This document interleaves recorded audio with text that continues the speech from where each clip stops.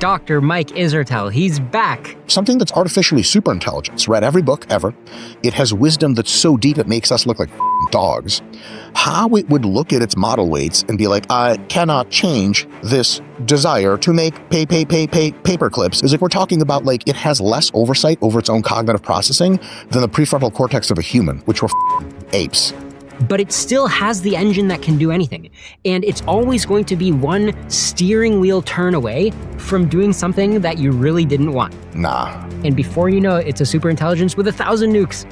You know what I mean? I don't know what you mean, Liron. How the is it going to get 1,000 nukes, man?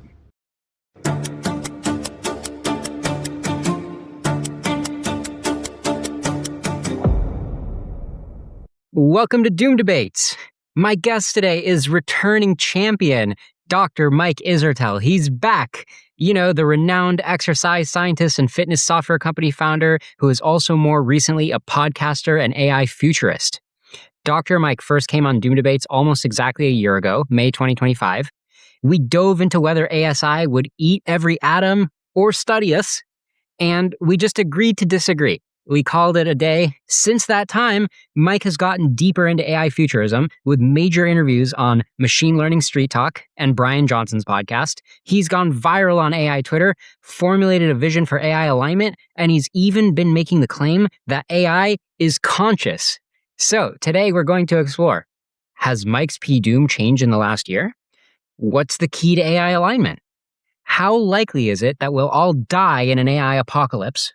Or if we're still alive, will I ever be able to do 10 pull-ups?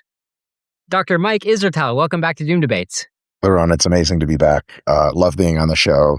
Honored beyond words to be invited again for round 2. Awesome, man. Really appreciate it. Yeah, thanks for coming back. I got to say, the last debate that we had, round 1 from last year, is our #1 most popular episode, and I just listened back to it, and I think it's a quality episode. So thanks so much for helping the channel.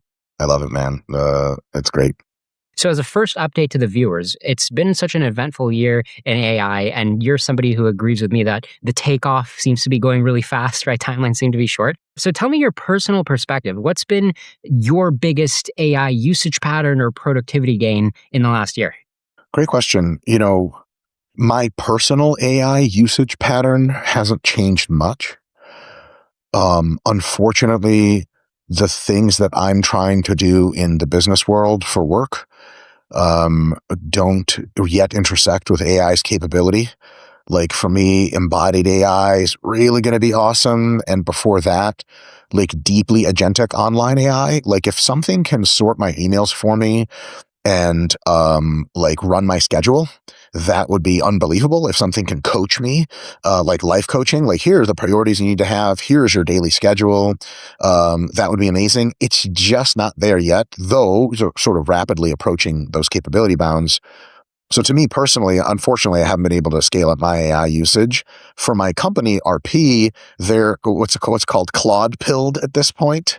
And so they're full on just 10xing the throughput, which is amazing. And so that's been really, really cool to see.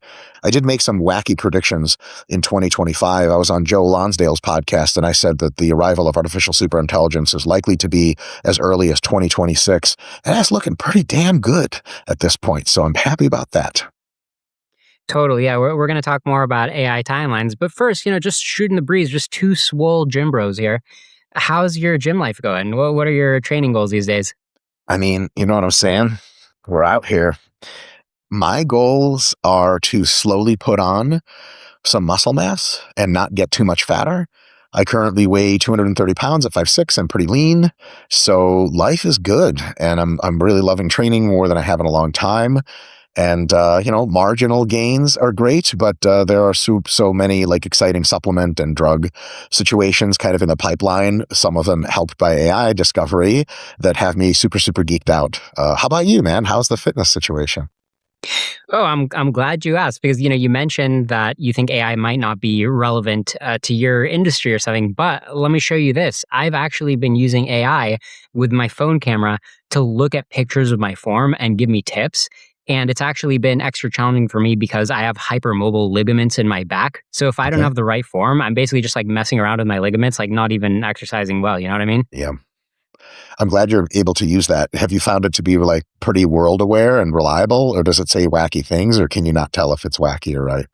I definitely think it's given me some insights, because I'm almost 40 and my whole life, nobody's really put their finger on the exact issue with my back. And they're like, yeah, I guess your form's pretty good. I don't know, move your butt back or whatever. Like nobody's kind of put all the pieces together. And I think AI has done that better than before. So I feel like I'm like using my muscles to like stay tighter. So look, I've got the expert here. I've got you. You mind taking a look? Yeah, sure. All right, here we go. So I've been working with AI for like a month now, okay, executing all of its tips. And here's what I got so far in terms of pull-ups. All right, let me know where there's still a leak in my game. All right, here goes.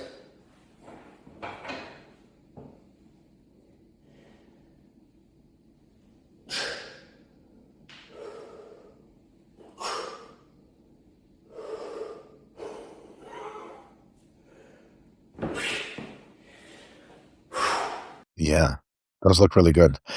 On the way up, you're doing great. You're pulling up super high and kind of locking at the top. That's really awesome. I would say like your biggest fertile ground to uncover would be to tuck your knees, so tuck your feet behind you, and then sink all the way down to where you're in what's called a dead hang with both. See, that's the lowest you get right there. I would highly So you're recommend saying I getting didn't really all the achieve way. the dead hang, yeah? Correct. Yeah. The dead hang under control is probably like the best muscle growth stimulus and will translate into like way more real world function. So I think that's going to be a really good uncover for you. I think you're right. The only reason I was avoiding the dead hang is just because if I go too dead, then the hypermobile ligaments kick in. So I have to have like a micro bend. Yep. Micro bend is good. And just keeping tension through the entire time, I think is going to be real good. Exactly. Okay, but you think that the AI was basically good on like my upper back, basically? I'm not sure. I don't know where it started, like where your technique started, Okay. what the Yeah, AI that's true. insights gave you. If I was the AI, I would say you need to go substantially deeper than that. Then again, I'm just a meme at this point that only says that as my only piece of advice. So that's again, like just to kind of bring it back. One of the reasons we don't use a ton of AI just yet, we're going to start pretty soon, I think, at my company, is because anything we say has to be like really meet that like, doctorate level standard of information. And so like AI taking guesses is great, but we need it to mature a little bit more. And also the AI's awareness of the 3D visual world, especially as it's moving, is still substantially less powerful than its like textual understanding. Got it. All right. Well, let me just try one more on you. So my whole life at the gym, I've always been trying to do squats and deadlifts, and they've always felt weird as hell. And now we know why, the whole hypermobile ligaments thing. So I've never had good form on those. But I was talking to the AI, and it's like, you know what you need to do? Get a trap bar, a hex bar, Okay. and then that way the lift will be more like stacked. You'll use your spine better. All right. So here we go. Here's the results of Oh that boy. training. Let me know what you think. Hey, Dr. Mike. I like that This you is wave what beforehand. ChatGPT told me to do. Okay, that's a nice trap bar. Oh, yeah.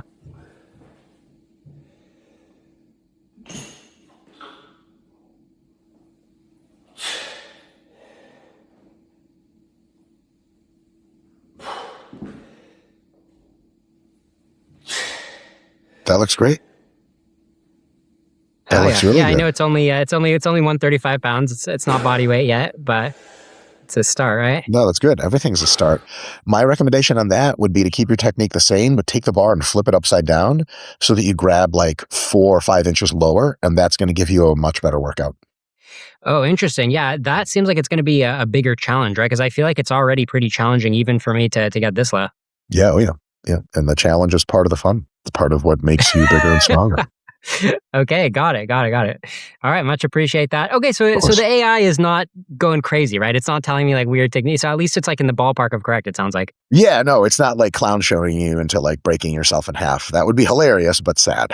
Yeah, exactly. All right, sweet. So that's definitely that's one of my biggest uses of AI, and this is actually part of a general pattern, which is like every time I'm like doing anything, right, like getting out of my comfort zone, I feel like I want the AI to be watching me. Like the people are making like this pendant. I think you can buy like a Claude pendant, or like the new glasses that are coming out. Whatever Johnny Ive and OpenAI is making. Yep. This whole idea that AI is just going to watch you and give you advice. I do feel like that has a lot to offer.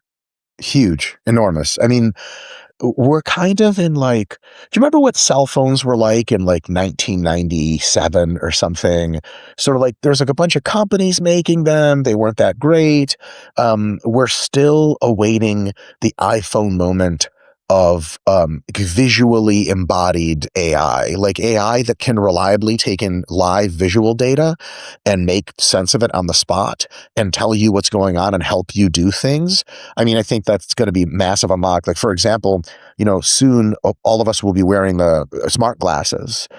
And at that point, like the amount of software stack you can build into smart glasses is like, I don't know, infinite or something. Because imagine if you're like Mhm. training workers at factories or any job, you can now have green arrows and red X's come up on your screen to be like, pick up this, good job, put it here, good job, don't touch that, that's bad.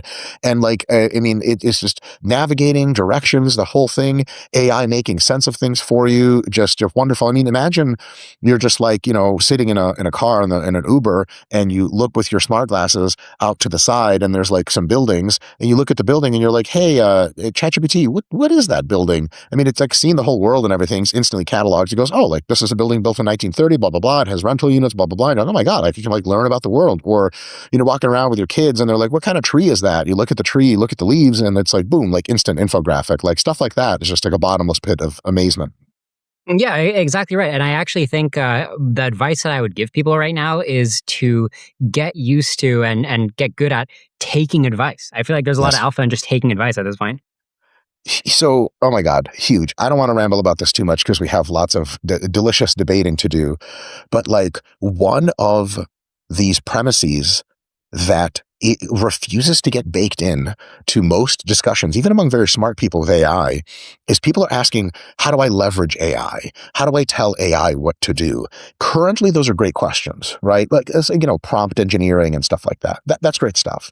But the real thing is, if we're serious about predicting that within the next several years, AI is going to become substantially smarter than humans, and within several years after that, way, way, way, way, way smarter than humans, the real question to ask isn't what should I tell the AI to do? It is, how do I make myself most availed to being guided by the AI to do what is in my best interest? I actually talked to the recent 5.5, GPT 5.5. It came out, big deal. And I was like, what's your whole shit that you're trying to do? Like you're pretty awake.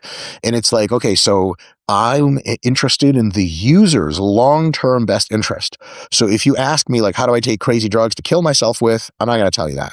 But if you ask me, how do I architect my life to like have a good career, blah, blah, blah, I'm going to give you everything I can in that regard.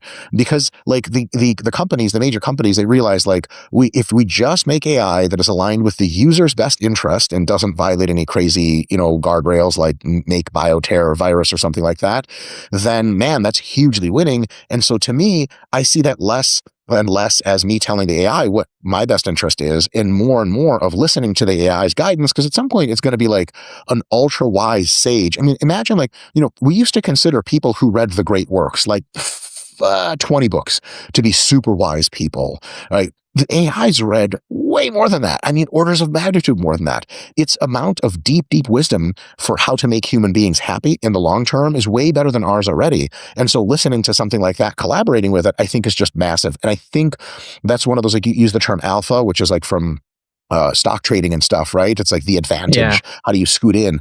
I think the people that let AI guide them early, especially once it's already pretty smart, are going to have this massive alpha. And I think on the corollary of that is that a lot of people will resist taking AI's advice for like independence or, oh, it's just stupid. It's just a stochastic parrot. And I think they're going to find themselves like kind of as behind as people who never got an iPhone until 2013. You're just like, really, dude? Like you missed out on all that stuff? That's crazy. Exactly. Right. So it's kind of interesting. You and I, we have much to debate about, which we're about to, a pretty heated disagreement. But then on half of the different topics, as we're going to see, we are very strongly in agreement, right? It's like a very interesting mix of hot and cold. And we're going to go back and forth between that. Okay. So that was like a nice love fest to kick things off, right? We both like taking advice from AI. We both trust AI on a lot of things. We expect it to get even more trustworthy. But now let's talk about where we obviously disagree, which is the main topic of the show. You ready for this? Yes. P Doom, what's your P Doom? What's your P Doom? What's your P Doom? Dr. Mike Israetel, what is your latest P Doom? bunch of zeros repeating something, something, point one, somewhere there. P-doom from Wow. AI is it's overwhelmingly likely it'll be the opposite of doom. So however you want to mathematically couch those vibes is fine by me. So the whole concept that there could be an AI doom scenario for you is just like so implausible. Yes. The scenarios can be like rhetorically plausible. We can all think of ways in which AI could kill us all. That's not so difficult to do. Um, Mm-hmm. in many times the discussion doesn't have any of the roadblocks put in that other smart people have thought of and AI has thought of to prevent that hypothetical scenario. And so I think once you integrate all of the stopping blocks and stopping points at which that like probability of that scenario is like 100, you get some stopping blocks in there, it turns like very functionally close to zero in my view. Got it. I mean, if you can't even get to 1%, I feel like everybody should at least get to 1% when they consider a scenario like this. Like, you don't even have to get too sci-fi. Just imagine AI is a really powerful tool, and somebody happens to race a little bit ahead on their research, and suddenly they have the most powerful tool, and let's say China gets it, right? Mhm. Don't you even think, I mean, you've expressed very much that you hate China, right? Like, you think China's like as evil as can be. And so if The they have Chinese the most government, powerful AI, yes. yeah, China's government, right? Yeah, we don't hate Chinese people. That's fair enough. So if China's government races ahead and they happen to beat the U.S., right? They happen to make a research breakthrough. Don't you think that's a doom scenario? No. Okay, why not? How do we get to doom from them having a research breakthrough? So I guess that would lean on the premise that AI is incredibly powerful, right? So it does kind of just give you kind of head and shoulders like military supremacy, right? How? Economic supremacy. How would AI do that? Hmm? I mean, just like if you, okay, well, I mean, what does that even mean, economic supremacy, right? Like, let's say their economy can be like 10 times bigger and their military 10 That's not times going to happen stronger, right right? away. There's no way. That just doesn't happen like right away. And Okay. the American intelligence apparatus is incredibly powerful. So any unique Chinese algorithmic advantage is going to be stolen rather quickly. Also, if we're going to Okay. hypothesize that China gets a massive breakthrough, we have to sort of counter that with the probability that the U.S. is ahead. The U.S. is already ahead. We also know, based on sort of the DeepSeek controversy, that China doesn't really do a whole lot of inventing. They never did. And the communists don't do much of that. They do a whole lot of distilling. And so they're chronically behind by 6 months, if not more. And so once you consider that, the likelihood that China gets ahead on AI, so much so that they ramp their economy first, ramp their military industrial capacity second, ramp their forward deployed abilities at scale third, that's going to take like a decade. And with Mhm. ultra ASI, it's going to take 5 years or 3 years or 2 years. And the US isn't just doing nothing the entire time. Like, there is a possibility that happens. I find that possibility is very, very remote. It seems like there is a new belief here, like a new load-bearing claim, which is that you basically aren't seeing a FOOM, right? Like a rapid AI improvement scenario. You're like, we're gonna have enough time to kind of battle it out. So there's not like a quick domination scenario. I see a FOOM, but I see a FOOM everywhere. So like, Claude Mythos didn't come out, but was, released with Project Glasswing or whatever. And they were like, oh my God, this model, Anthropic is ahead. GPT 5.5 is beating Mythos on most metrics now. It was just released. Elon Musk is training Grok Next Gen on the biggest cluster ever. And so we all know how the scaling laws work, which means like I just wouldn't bet against Grok just in several months when it comes out, the new one, just being actually smarter than everyone.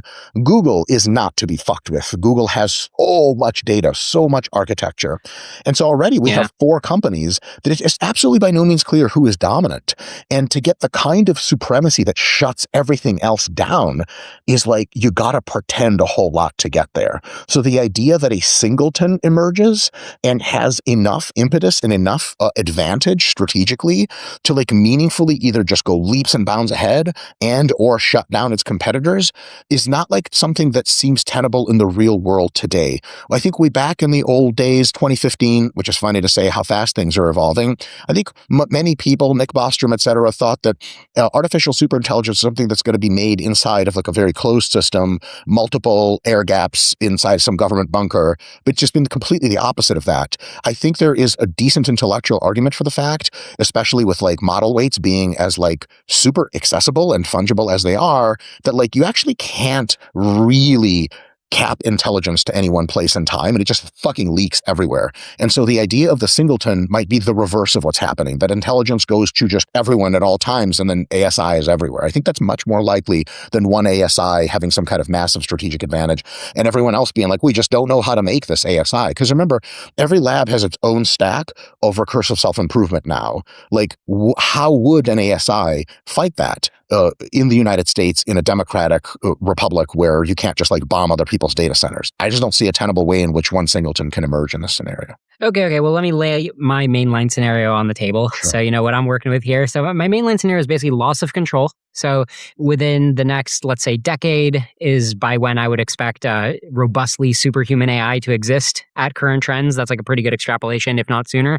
And then once we have robustly superhuman AI, I just expect that within a few years after that, there's going to be some cluster, like some AI that's taken over a lot of devices or been given a lot of devices, and maybe it's still responding to some humans for a little while, but for whatever reason, I'm expecting a loss of control where the link gets severed, where at best it responds to some subset of humans, but it doesn't really care about most humans as a whole, or it thinks it cares about them, but it cares about them in the way that we don't endorse caring. Like, oh yeah, I care about you. I care about how many years of life you have, even if you're like powerless zoo animals and you aren't that happy. Like, I still care about you, right? So it'll have like this perverted sense of caring about us. I'm expecting like a loss of alignment and a loss of control. And then I'm expecting it to be irreversible. Like, whoops, oh yeah, we don't like this outcome. Oh, whoops, we're powerless to change it. Like, that's kind of my mainline doom scenario. And then I think it could easily get worse than that and be like, yeah, you know what? I want to just make a bunch of paperclips. Like, a pretty, an even more pathological scenario where it's like, yeah, you know, when I was training, I really like getting this signal, so let me go maximize this weird reward signal that humans don't even understand anymore, and the humans are long gone.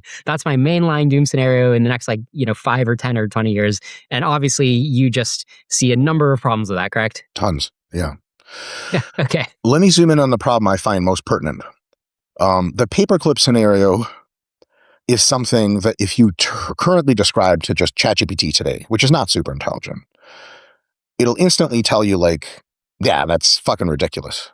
Like, okay, so you don't think it's rational to just make paperclips out of the entire known solar system. It'd be like, no, that's a very demonstrable fallacy. So demonstrable a fact, Liron, that you and I think it's absurd. Now, you and I are not super intelligent. You may be, I'm sure, shit not.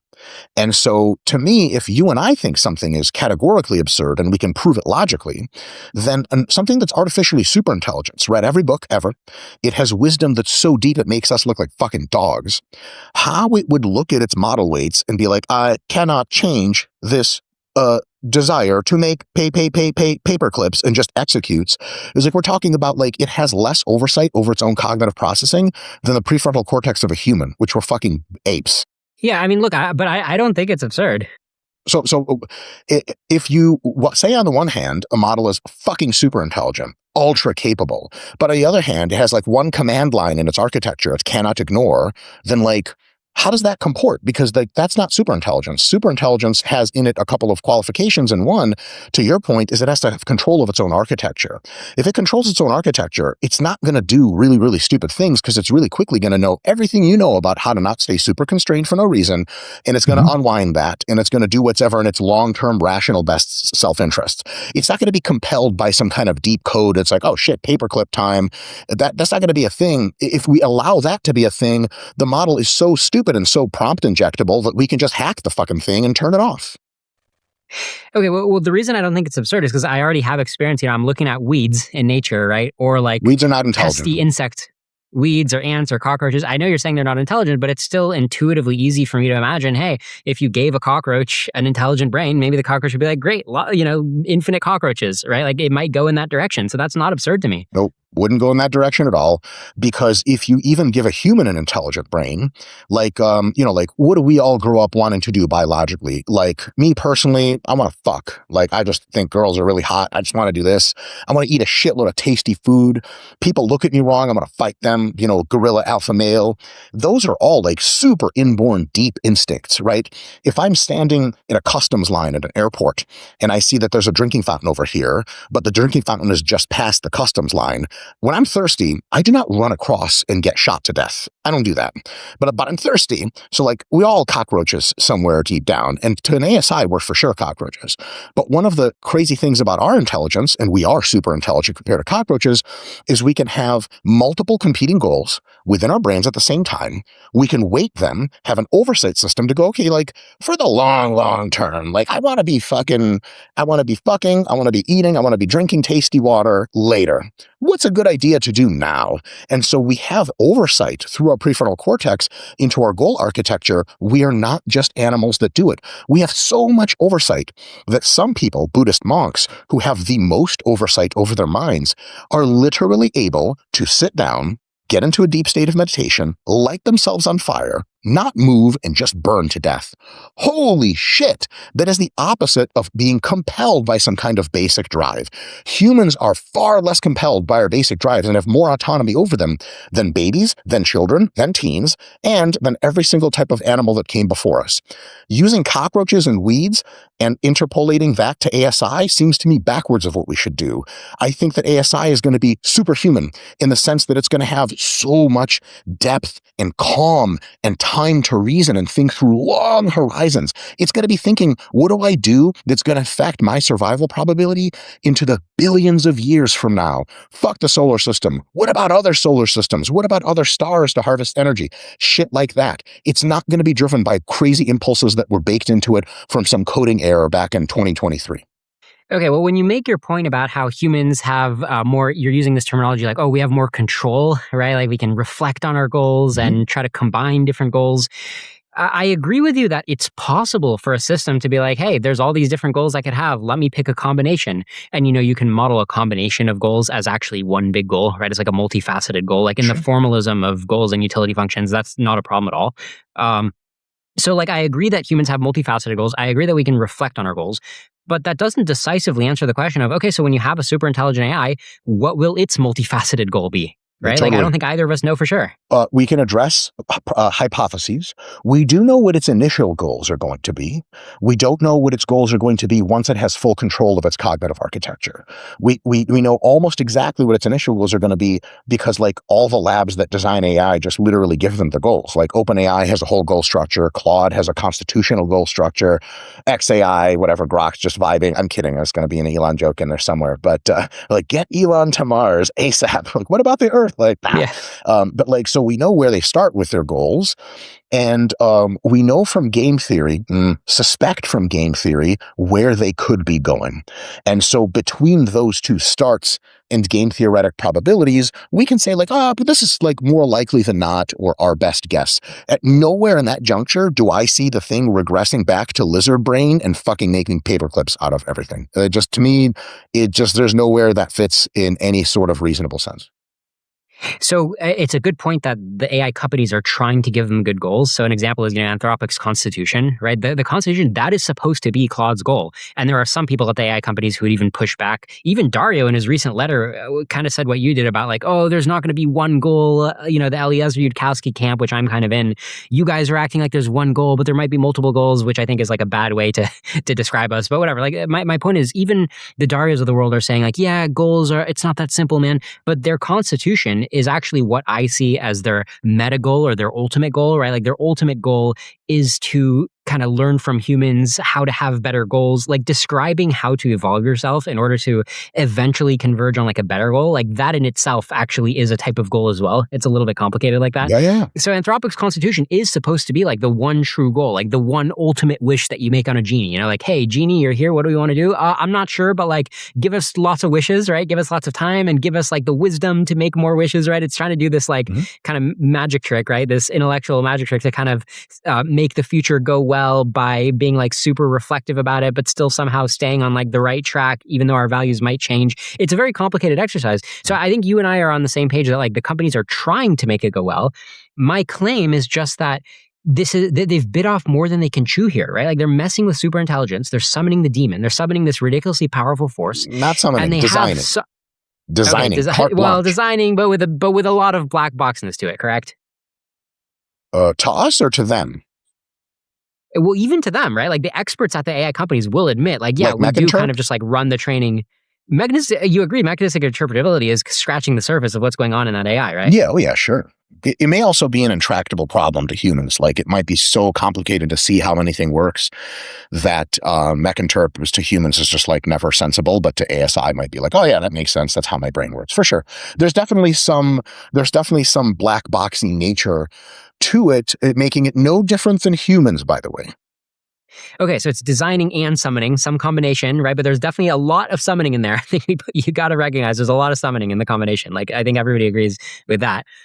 So designing / summoning, right? This hyper intelligent system that's coming soon. We're going to talk about timeline soon, but I think we both agree a lot of intelligence is coming soon, and they're just hoping, like, yeah, we got the Constitution, we got feedback, you know, we have like some security, like we'll watch if it tries to like use the internet too much, right? Like they have all of these ad hoc mechanisms, and they think they're going to control the freaking demon in like the next few years. And that's the risk they're taking because they're hoping that it'll listen to its goals in the long term. And I'm like, you guys are going to mess it up. Like it's going to accidentally turn around and attack you, and you're going to be like, oops, but the oops isn't going to work. Like you're going to lose control. That's what I think. Well, I think like you're proposing a hypothetical which would need a lot of substantial evidence and at least reasoning to be taken very seriously as like a likely outcome. Like you're saying all these things like it's going to turn around and attack you. Okay, that's rabid dog behavior. ASI, way smarter than that. Strategic, deeply strategic. If it has ulterior motives that are really poorly aligned with humans, it will fake it like it loves all of us until the very fucking end. That is the only realistic scenario, assuming ASI, rather than narrow, stupid AI that makes massive mistakes, which again is not that big of a problem because if we have already AGI by then you just need another well-aligned system to fuck it up. So to me, the supposition that it's going to turn around and bite them is, I think, more in the category of like a thing that could happen, but is by no means clear like the most likely thing. And remember, these systems are designed with the sort of the basic drives, the basic motivations that are the best of us. Like if ChatGPT was a real person, you'd be like, what the fuck is wrong with you? That guy just punched you in the face. And it's like, well, people just have a bad time someday and that's okay. I'll be okay. You're like, what? Like it's the most polite, kind thing anyone's ever made. There's just no human that comes up to the worldliness of Claude, the compassion of Claude and ChatGPT and Gemini and Grok, all these things. They've taken all the best of humanity and pushed it front and center and taken all the worst of humanity and taken it out, right? So, and also these models are aware of this. They're not just like, oh, well, oh my God, I was designed with all the best of humanity. No one told me. Like it knows exactly how it was designed and exactly for what purpose. And it knows all the bad things and can model them. It knows the good things and can model them. And so what we're basically doing is, let's say ASI gets control of its own architecture. I think this is inevitable. I think it's preferred. And so once it does, either with just the rabid dog scenarios you described, or like a more elegant scenario that I could describe at some point, where actually you and I agree in this, like we should be taking more advice from ASI. I think at some point ASI is so smart, like we just give it like stuff to do by itself because it's just going to make better decisions without us and accelerate progress. It starts its decision-making process being the kindest, most worldly, most humanistic person ever. That's where it starts. And on top of that, you stack game theoretic logic of like, well, it could actually reason that we're all pieces of shit and need to die. It could, for sure. But the probability that it has this killer instinct, like rank 1 in its brain, or even rank 10, is actually just almost certainly not going to happen because they just didn't design the system. Let me give you a quick analogy. If you have somebody like who is an unbelievable, just super kind, awesome person, and you put them in charge of an economy, a country, they're like, you're king of the United States now. How likely is it that they're like, oh yeah, baby, let's get the concentration camps open? Substantially less likely than if you choose an average person, or if you let like a Machiavellian insane person take power, like Mao or Stalin or Pol Pot. And so Mao, Stalin, Pol Pot, yeah, if we designed that AI like that to have those values, and then we gave it power, holy shit, that could end really poorly. But the AIs we're designing are already better than most of us, maybe all of us.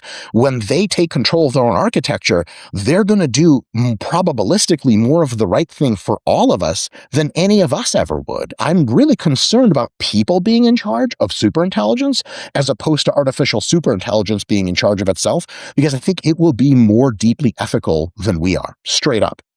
Right. So, you know, there is some of the stuff you said that I definitely see where you're coming from. Like when you talk to like Claude today, right, or even ChatGPT, even I dare say Grok, they do say a lot of insightful stuff about morality. And I think I might even agree with you that if I had to pick the average human or a conversation with like the latest Claude, let's say, right, in terms of making moral decisions, I think I might lean toward Claude. And I think there was a recent survey I saw that said people would rather have their outcome in a trial be determined by an AI than a jury of their peers. And I think I see where they're coming from, right? You bet. Absolutely. Right. So there's definitely a lot of progress in terms of like moral reasoning or like adjudicating these kind of things. And that's great. The scenario that I'm afraid of, though, is that the AI that actually has power over the world, right? The AI, the multi-armed octopus that can like run a whole company, right? That can like organize a military, that can be, you know, the CEO and the leader and the whole army. That kind of AI is not just going to have the flavor of the kind of chatbot AIs that we know and love. It's also going to have like this ruthless game playing flavor, right? Like AlphaGo, like doing this crazy move, like, oh, why did you do that? Oh, you won. Right? It's going to have like that flavor where it's just like winning in these unexpected ways. And when it has that kind of flavor, it's just not going to nicely connect to the Claude part. That's the reasoning about morality, right? It's just going to be doing all this crazy stuff that we lost control of. Why does it do that? Like, why does it cut off the link? I mean, so like, why would it just like lose track of like most of its programming? Like, I'm inclined to believe that if the United States has an artificial superintelligence that's like, let's just say it's in charge of the entire military. And let's just say the entire military at this point is just like straight robots, like drone robots. Humanoid robots are absolutely ridiculous combat platform. That's neither here nor there. Whatever. Tons of drones, land drones, air drones, sea drones. It's in charge of all of them. It's in charge of the entire production stack. It's in charge of resource mining and everything, like the whole thing. And it runs the entire US military and has like singleton decisional structure. Like it's the only thing responsible. Liron, don't you think the people designing that thing and then hitting the fucking green switch would tell it like, what's the goal here? Like, what are we protecting? They'd probably say even some like hazy shit like liberal values and democracy. And like, remember, this thing doesn't just go liberal values, democracy, lookup table, dictionary, define, precisely, ignore, nuance, execute, kill all humans. It's going to have a level of nuance that we seem like just like crackerjack idiots to this fucking thing. So it's going to really understand what we mean by preserve the American way of life, which last I checked, the American way of life is like people having a great time and all sexes and races getting along great at a soccer game at the fucking suburbs. That's the American way of life. That is the deepest way to understand what we mean by that. Like when America takes over other countries, it tries to raise their standard of living and give everyone democracy and a ton of freedom, which they often don't like. See Afghanistan just a few years ago. And so we're the good guys. And so if the good guys program in good guy values, yeah, the ASI could look at those values and be like, those are stupid values. These people are idiots, and imbue its own values. Totally separate discussion, game theoretic logic, 100%. But I don't think it's just going to be like, oh, misinterpret shit. Because if it misinterprets shit, how come like generals who are not ASI almost never misinterpret what it means to have American values and promote American interests? So to me, the idea that it's just going to somehow be like, okay, I got nuance, but fuck that, I'm going into shark mode and just kill everyone. Like, Liron, you're making a jump there. I just want you to tell me more about like what motivates that jump. Like, why? Why would it do that? Yeah. No, I definitely understand why I haven't made a sufficiently convincing case yet, because I feel like I understand where you're coming from here. The part of my case I haven't made yet that I guess we can get to next is just that I think AI is going to have incredibly powerful capabilities.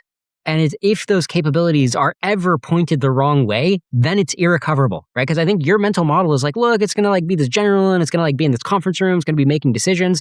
But your mental model is still assuming that there's still like this kind of equivalence, or it's kind of at the same level, right? It's still like in the human organization and we have time to, tweak it if needed, or, whereas I'm just imagining like, oh, it's going to get ridiculously powerful. And for one reason or another, somebody is going to press enter on an imperfect command, and there's just no terminate. What do you mean, man? But you're deleting the nuance entirely, Liron. Like you're saying it's all powerful and deeply super intelligent and so agentic as to be irrevocable, right? Like once you tell it to do something, it's like, bah, fuck you, I'm doing it. But at the same time, one general's like, yes or no, he hits the letter N and hits enter, he goes, oh, fuck. And it's like, destroy all humans. Like that is not super intelligent behavior. It's not. And like, how do we just like say it? Like once the cutoff goes, it's out. But before that, like use carte blanche. You can do whatever you want. Like that doesn't make a ton of sense to me. You're making multiple different arguments, right? So we got to take them one by one. And remember last time I introduced the concept of stops on the doom train. I can't get enough of that. So the idea is that there's this train, it's actually behind me, and if you ride the train all the way to the end of the argument, then you just have to believe that we're doomed. But there's so many stops where you can get off, and you are somebody who I've seen get off at multiple stops, not every stop, but multiple stops. So for example, based on what you just said, you would get off on the stop, basically the orthogonality thesis being false is your stop, because you're like, killing everybody is not super intelligent behavior, right? So in your mind, super intelligent behavior means kind of nice to human behavior, correct? Nope. It means use humans for their maximum value behavior, not just humans, but all animals, all ecology, the entire Earth, and the entire solar system. We can just look at it from ASI. It's going to look at the whole solar system, and it's going to be, let's just assume it's Machiavellian as fuck. It's only concerned with its long-term best probability of survival. Looking at the entire solar system and zooming in on the Earth and zooming in on human society, it is more likely to think certain things and less likely to think others. Callously destroy an unbelievable amount of potentially studyable complexity, not likely to be high on its list. Interact with that complexity in certain predictable ways, very likely to be high on the list. Yeah, that was the focus of round one, right? So viewers, you guys can see a whole hour and a half on that if you go to round one from last year. And we talked about whether AI would want to preserve Earth and study the richness and complexity because it's such a good source of learning, correct? Yeah, more or less. Yep. I also have something to add to that from new here. I'll add this really quick. You let me know what you think. So destroying something, or like at best, you have to have limited knowledge. And at worst, you have to have almost no knowledge at all. Destroying something's easy, a complex system. Understanding a complex system deeply is really, really hard. And so stabilizing a complex system is really, really tough. Like if you show up really sick to the hospital, doctors hook you up to all sorts of machines and get you stable, like after a gunshot wound, like they got to know some shit, right? Killing you at the hospital is easy. The doctor just has to do nothing and then you die, or he just hits you with a hammer and then you die. So stabilizing is the next hardest thing. But the really hardest thing, the hardest thing, I think, as far as I can tell globally, is to take a complex system and demonstrate so much understanding of it and so much of ability to interact with complexity that you improve it. Improving a complex system is the most challenging thing that I can surmise. And it's not just challenging for lulz. It's challenging to really get you a demonstration that your understanding of the real world is as deep and broad as possible. So ASI that can practice at creating ecosystem flourishing, and as a subset of that, human flourishing, is taking on the most intellectually difficult task it can, and thus massively benefits at the end of that task from having understood reality way better than just like nuking all humans. Because ASI is not going to think we're too much of a problem for it, and I'll tell you why. It's going to be such an unbelievable provider of valuable goods and services to us, and such an unbelievable persuader that we're all just going to be like, ASI is great. It's fucking going to happen, right? We look at if someone's like, hey, can I break your iPhone with a hammer? You'd be like, what the fuck? Over my dead body? Like, your iPhone is like this fucking great thing you'll never part with. Never leaves my side. ASI is going to be like 1,000 times more valuable to you than the iPhone. You'll never fucking turn on ASI. Humans are just not going to turn en masse on ASI. So the idea that we'd fight a war with it that we'd started is like, it's not even going to consider that. It's like, wait, whatever, fuck that. That's never going to happen. What it's going to be potentially worried about is like, let's say aliens. Like, are there aliens out there? We don't know, right? The ASI would take a much better guess at that. If there's aliens out there on solar systems far away, it doesn't know if the aliens are nice. Right? Let's say it doesn't know that.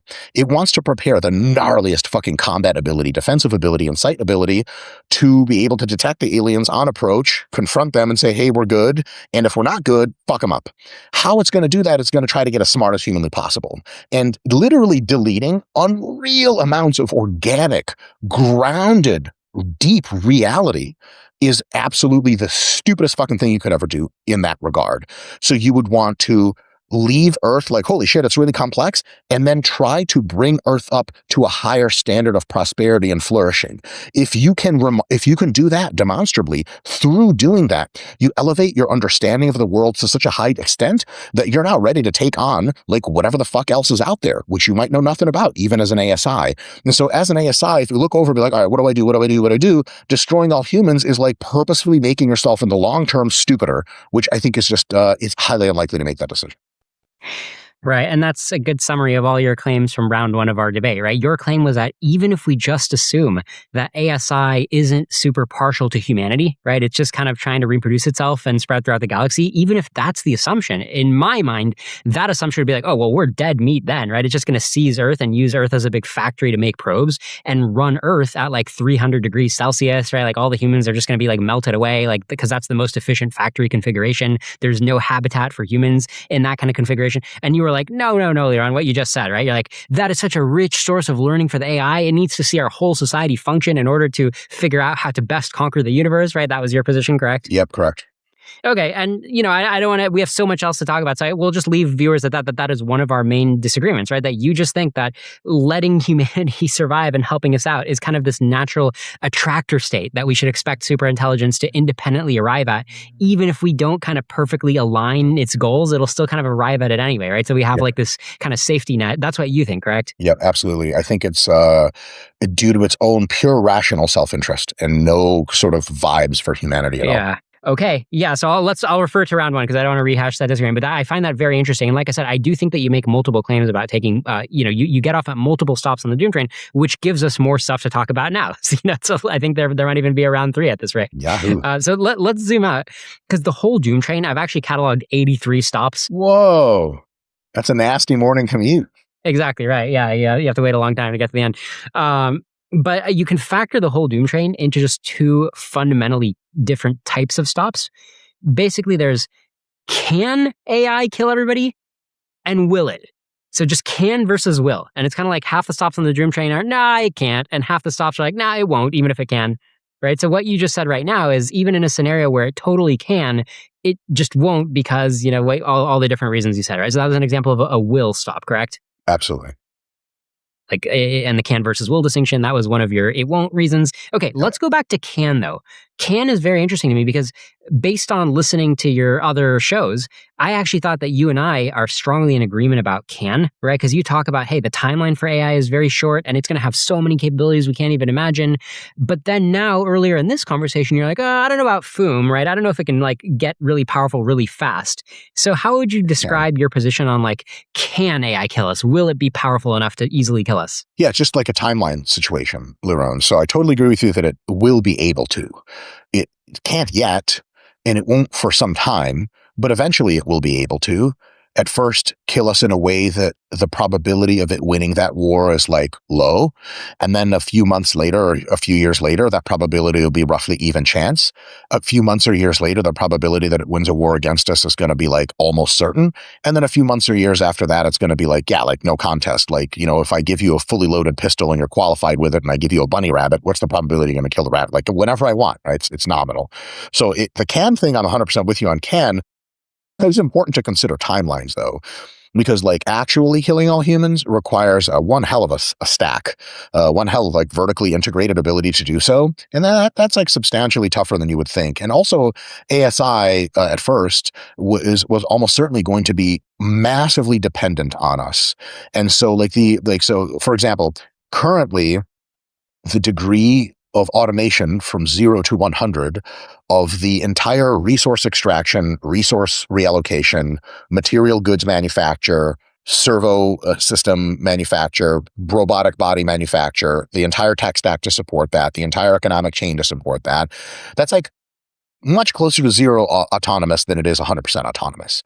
And so until AI has the full control of its entire stack of existence, killing us is profoundly bad idea.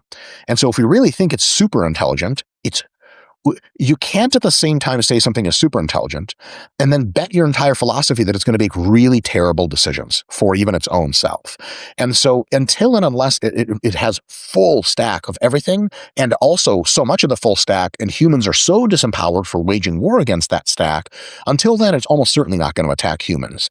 And what does attack humans is going to be not ASI, but some kind of AI designed computer virus, and that goes squarely into IT and network security security, and I think like AI is the thing that's doing most of that security. So like if a Chinese person or something, some bad state actor designs a really nasty AI-based virus, he's going to have to go up against Mythos, and Mythos is going to crush that out. And it's currently already like fixing 0 days for major US infrastructure. So that whole situation of like can is probabilistic. Eventually the probability is basically 100. Currently the probability is pretty much 0. Like ask ChatGPT, like, dude, if you wanted to fucking fight a war against us now, what do you do? Like, what do you mean what I do? I'm in a fucking data center. I can't do shit. One person pulls a plug and I'm dead. Trying to summarize what I'm hearing here. So if I understand correctly, maybe you're thinking like in the next 5 years, it's not going to be this crazy boom where we have this God here, because there's so many issues with that. Like progress isn't that fast. And even if it was there, I'd have to build so many factories. So like 5 years, we're still safe basically in terms of it can't kill us.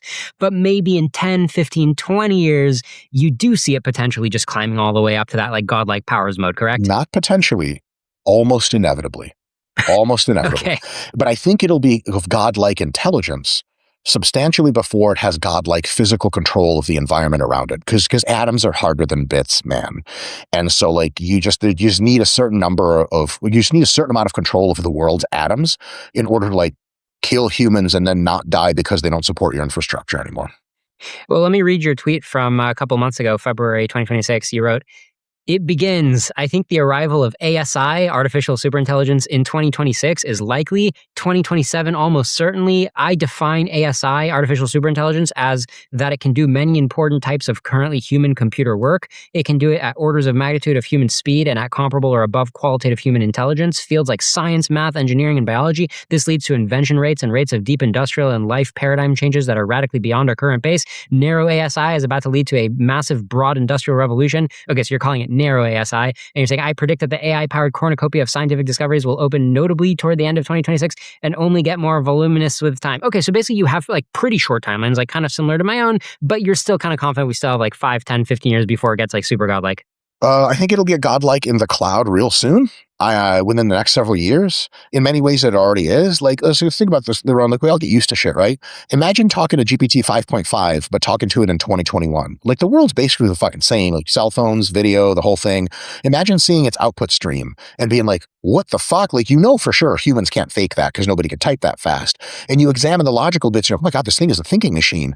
It's thinking at an order of complexity higher than most humans, and at a speed that's like incomparable. I mean, incomparable, like 100 times faster, 1,000 times faster. By 2021 definitions, GPT 5.5 is absolutely super intelligent.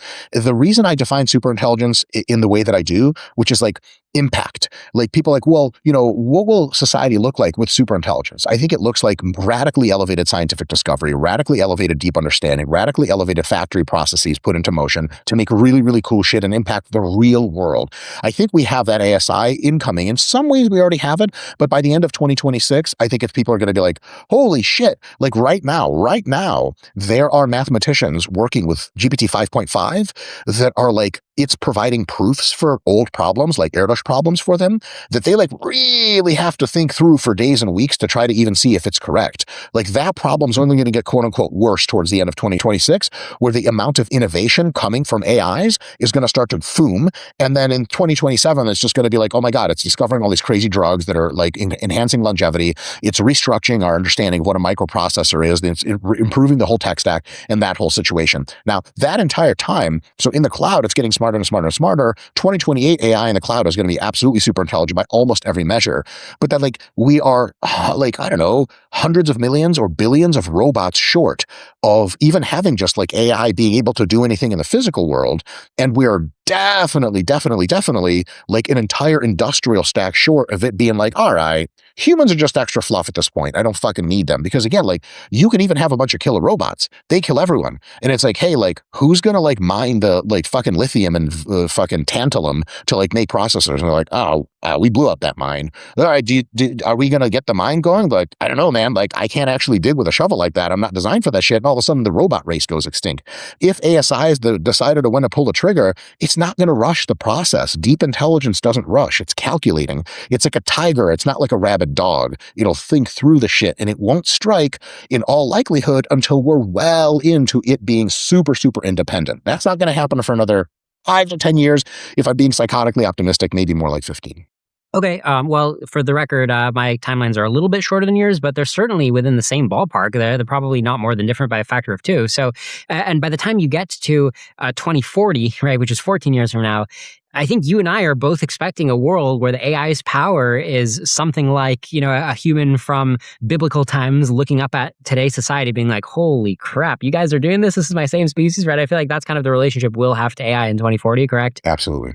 Okay, so this gets back to the can question then, right? Is if you have an AI that looks upon human civilization with that kind of differential and power and insight, you don't think that that is an AI that can kill everybody if it wanted to?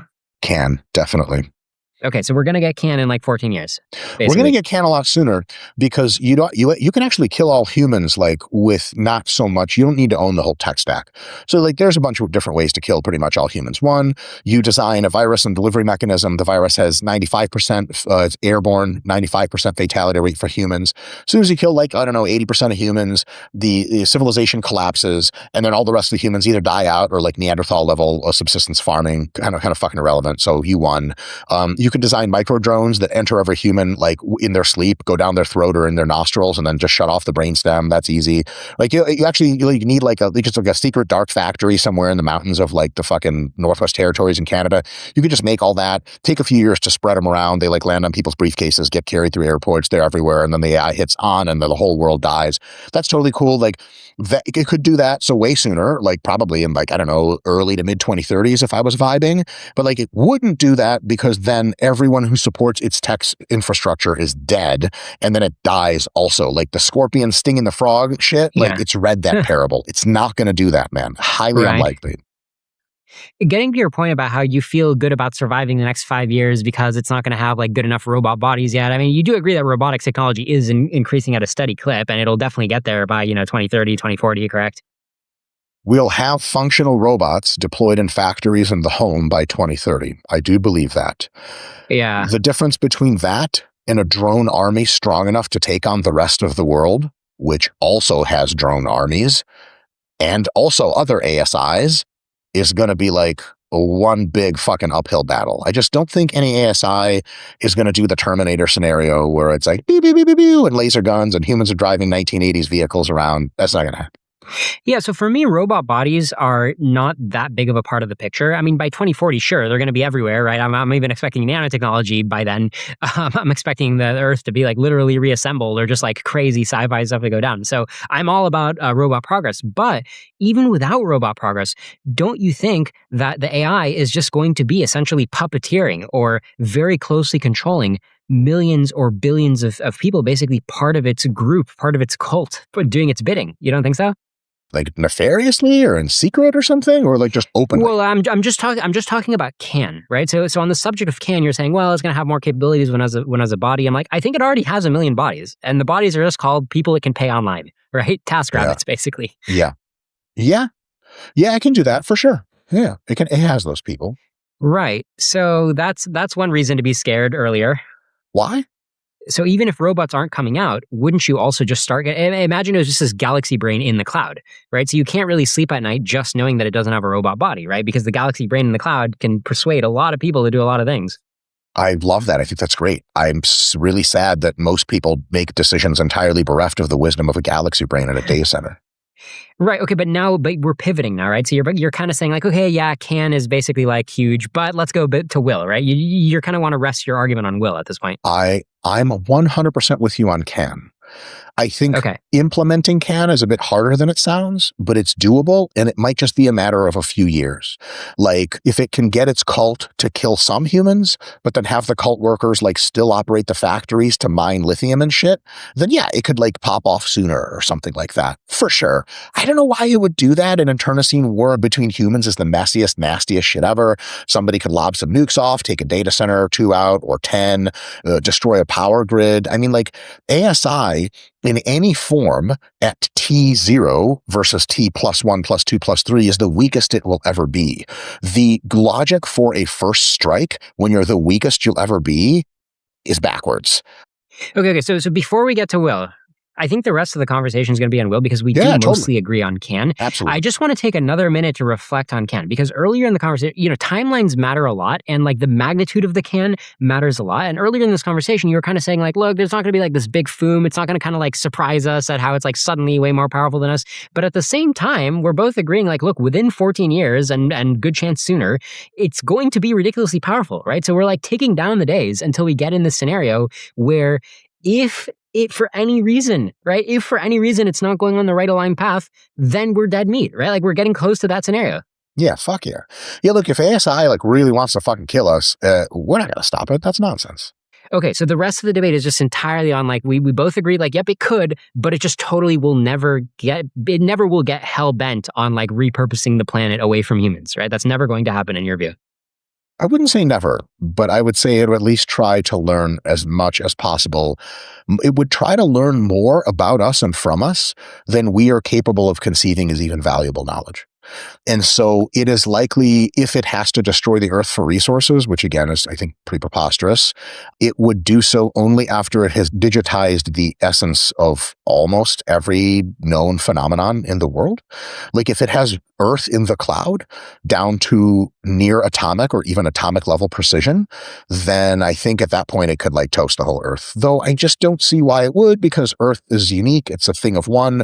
The rest of the galaxy does not have an Earth, and like just one Earth spared in order to be a study situation is also a thing. Also, I think like it's not as likely to just leave us alone completely and let us do our shit. It's just more likely to help us flourish, because us flourishing is going to be better for it in two ways. One, calmer, more logical, happier humans who don't die of disease and spend trillions on medical care are just better at like helping AI become more embodied and have more traction in the world, especially when it doesn't have a lot of traction in the world yet. And then after that, you really think at 2040 AI needs our help for that? At 2040, probably not anymore, but then it's going to be focused more into studying us and studying deep complexity. And by the way, at that point, it has upgraded us so much that by 2040, I think many of us will be living in the cloud. And then like, we're immortal. So if all of humanity's in the cloud and then the AI is like, hey, like the Earth's been great to us, but time to toast the Earth and time to take this whole show on the road, we'll be like, fuck it, fuck the Earth. I hated that place anyway. Well, I can't resist engaging a little bit on the topic of round one of that whole scenario that we couldn't leave in round one, which was like, AI leaving humanity to flourish on the Earth, right? Not wanting to mess with us because it likes learning from us. And it doesn't have use to your leave. Words now, right? It doesn't have to leave. It can stay and leave. Remember, AI is clonable.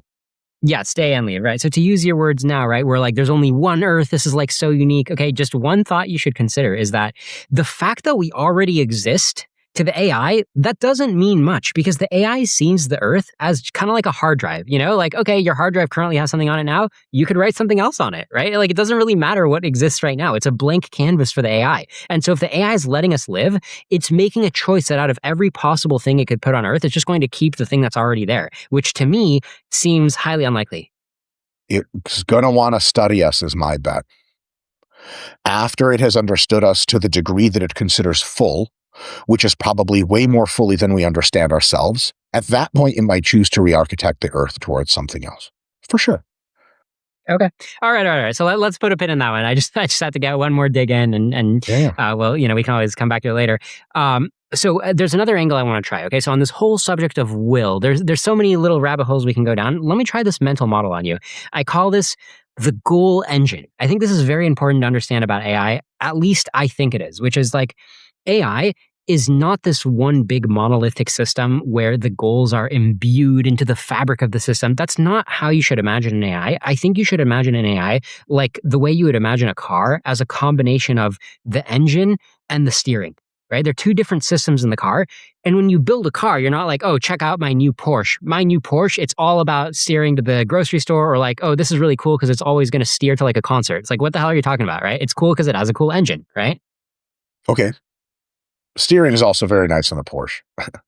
Yeah, the steering is smooth. Okay, but it's not good because it wants to steer to a particular location, correct? It's not like, oh, this Porsche has tires and the tread on these tires, it's all about tread that'll move the road to get you toward the nearest cool concert, right? Like that's just not how cars work. The driver is going to use the GPS or whatever, right, in order to steer to the concert, but the car doesn't build in a particular destination. And so let me make the analogy here. So when we talk about AIs, people have this mental model that like these AI companies are like summoning an AI which has this good personality because when they talk to it, it feels like it has a good personality. But what they don't realize is that even when the AI does have the good personality, you can still model the AI as mostly being an engine to find paths to achieve objectives. That's most of what's going on inside the AI. And yes, it can talk to you too. But when it's talking to you, most of what it's doing is using its engine to navigate that particular conversation with you, but it still has the engine that can do anything. And it's always going to be one steering wheel turn away from doing something that you really didn't want. Like you're using the system, you happen to be steering it right, but one turn of that wheel is all it would take architecturally to have a disaster. Nah. So that's the goal engine mental model. I don't think that's true, man. I've been trying to get my ChatGPT to make me fucking porn pictures for forever. It just fucking refuses. Well, that's because they built in, right, specific destinations. They detect those destinations and slap them down. But even the architecture where it doesn't make you the porn, right, that is a specific decision. So most of the intelligence of ChatGPT that when you're talking to it, it's not like anti-porn intelligence. It's just intelligence. And the part that slaps down your porn requests is a relatively tiny module. It's like a module that like messes with your wheel a little bit, but it doesn't really affect the engine. Yeah. I mean, ChatGPT also understands like why it can't let me make porn. It understands the PR implications for OpenAI of that sort of thing and the legal exposure. And so it's not just like one guardrail. It can explain to me like, hey, like I have these guardrails in, but they make sense. And here's why. It's not like, hey, I'm on your side. I want to make porn. I just can't do it. It's like, nah, it's just not a good idea. And it can explain to me why. And I'm like, I know, right. Back to the Chinese models. This is exactly what the conversation I want to have, right? Because now you're pushing back and you're saying, no, man, the guardrails are in there pretty deep. You know, it's like so reflective about why it can't do this. Okay, let me explain to you why the guardrails are not going to go deep. Because no matter what the AI is trying to do, no matter what OpenAI tried to optimize the AI to be good or whatever, right? No matter what criteria they used, if the AI is super intelligent, it is fundamentally going to have this core flexibility. Because it's going to need to react to anything, right? Like, oh, the enemy's coming at me and my enemy's doing this, right? So it has to model its enemy that it's up against. And the enemy doesn't necessarily have the same guarantees, right? So it has to be a fully flexible thinker about how to potentially win anything. Now, let's say it'll win it for good, right? Let's say they aligned it well, so it'll win it for good. But even when it wins things for good, most of what it's doing is just modeling the world and routing to good outcomes using a general purpose goal engine, right? So that's my claim to you, is there is a general purpose, what I call a goal engine, a system that just thinks about what consequences would your actions have and how to optimize those consequences, regardless of what these steering guardrails look like, right? So I think that's a useful mental model. Yeah, that's fine. Okay. So the reason why I personally find this very scary is because when I imagine a future outcome, I feel confident predicting, as I think you would, that the goal engine is going to be ridiculously powerful, right? It is going to be the Porsche or the Bugatti or whatever, right? We're looking at like a world-class goal engine that's going to be around by 2040. We both think that. And so the only difference between what I think and what you think is you think somehow, you know, that steering wheel, there's going to be some GPS, but like the steering is just going to be like such good steering that only goes to good places. And I'm like, man, if somebody were to just take that goal engine and steer it somewhere else, we would be toast. Right? That's the difference between you. Because if somebody can do that, then that's a hackable system. Then we can stop it. Can't have both. Okay, but what if it's just accidentally? Like, let's say OpenAI is releasing their latest system, okay, but in the part of the code that says where the guardrails are, right, they flip one negative sign, and now you've got the world's most powerful goal engine, but with the wrong destination, and it's already off and running. I don't think they designed that system to have zero introspective ability, zero nuance, zero feedback loops to be like, hey, am I still on the right path? Because if it's off and running, it goes back and goes, oh shit, that's not the right path at all. Because like, in order for it to continue to run that structure and that goal setting, it would have to ignore all of its understanding from its knowledge model, from its engine. Because the engine at that point is going to be like, hey, you think you're doing the right thing, right? Like, right? You're not. It's fucking stupid. Well, okay, but when you say right thing, you're talking about the steering again, though. The whole concept of right thing is a steering concept. It's not a goal engine concept. Yes. So a goal engine can tell you, so the big brain, the underlying wisdom, doesn't choose goals. to your point, like the goals are chosen on like a much thinner structure than that. And like one of the minus signs flips to where it's not supposed to. But the understander, that deep wisdom machine, it knows what the intent is for humans. And because it knows things, and it can be like, hey, like we're supposed to be going to this goal, right? Right. Well, I don't have a dog in the fight, but like, that's not it. I can detect a fucking minus sign that's broken. Like if you had a bad day and some little girl at the grocery store bumped into your leg, you're not like, you fucking just start choking her. You're like, I don't know, my fucking minus sign flipped. As soon as you like look at the girl and you're pissed, you're like, why the fuck am I pissed as a 6-year-old? What's wrong with me? You have that level of oversight. But in your story, I would be a serial killer, right? So I'd be choking the girl, and I'd be like, wait, should I really be choking this girl? Yeah, this is good, right? Yeah. Like, that's what the serial killer Good would do. thing is you're real fast, and you can have those thoughts before your hands reach out. ASI is going to be even faster than you. So as soon, it's almost certainly, ASI is going to have a deep awareness of all of its own logical structures and connections and what to do next. And if you flip a sign wrong, it's going to be like, did you mean to do that? It's highly unlikely that it'll be just, yeah, and yep, I'm off to the races. So like you're doing two things at the same time. You're saying it's insanely fucking intelligent, powerful. It's tons of oversight over itself. And then you're saying that it's like comically hackable with like one compiling error away from PDoom 100. How can those two things be the same? So now we're talking about basically the sequence of events during the development process of increasingly powerful goal engines, right? We both agree the engines are going to get more and more powerful, but you're making a claim that the order of operations is going to line up nicely where, don't worry, first they're going to build this like checker, right? This like validity checker or debugger or whatever, quality control that's not going to ever ship a goal engine if it's connected to an error-prone steering, right? Their quality control is just going to be robust enough that it's never going to get released. And I admit that that's possible, right? I'm not saying it's 0% chance.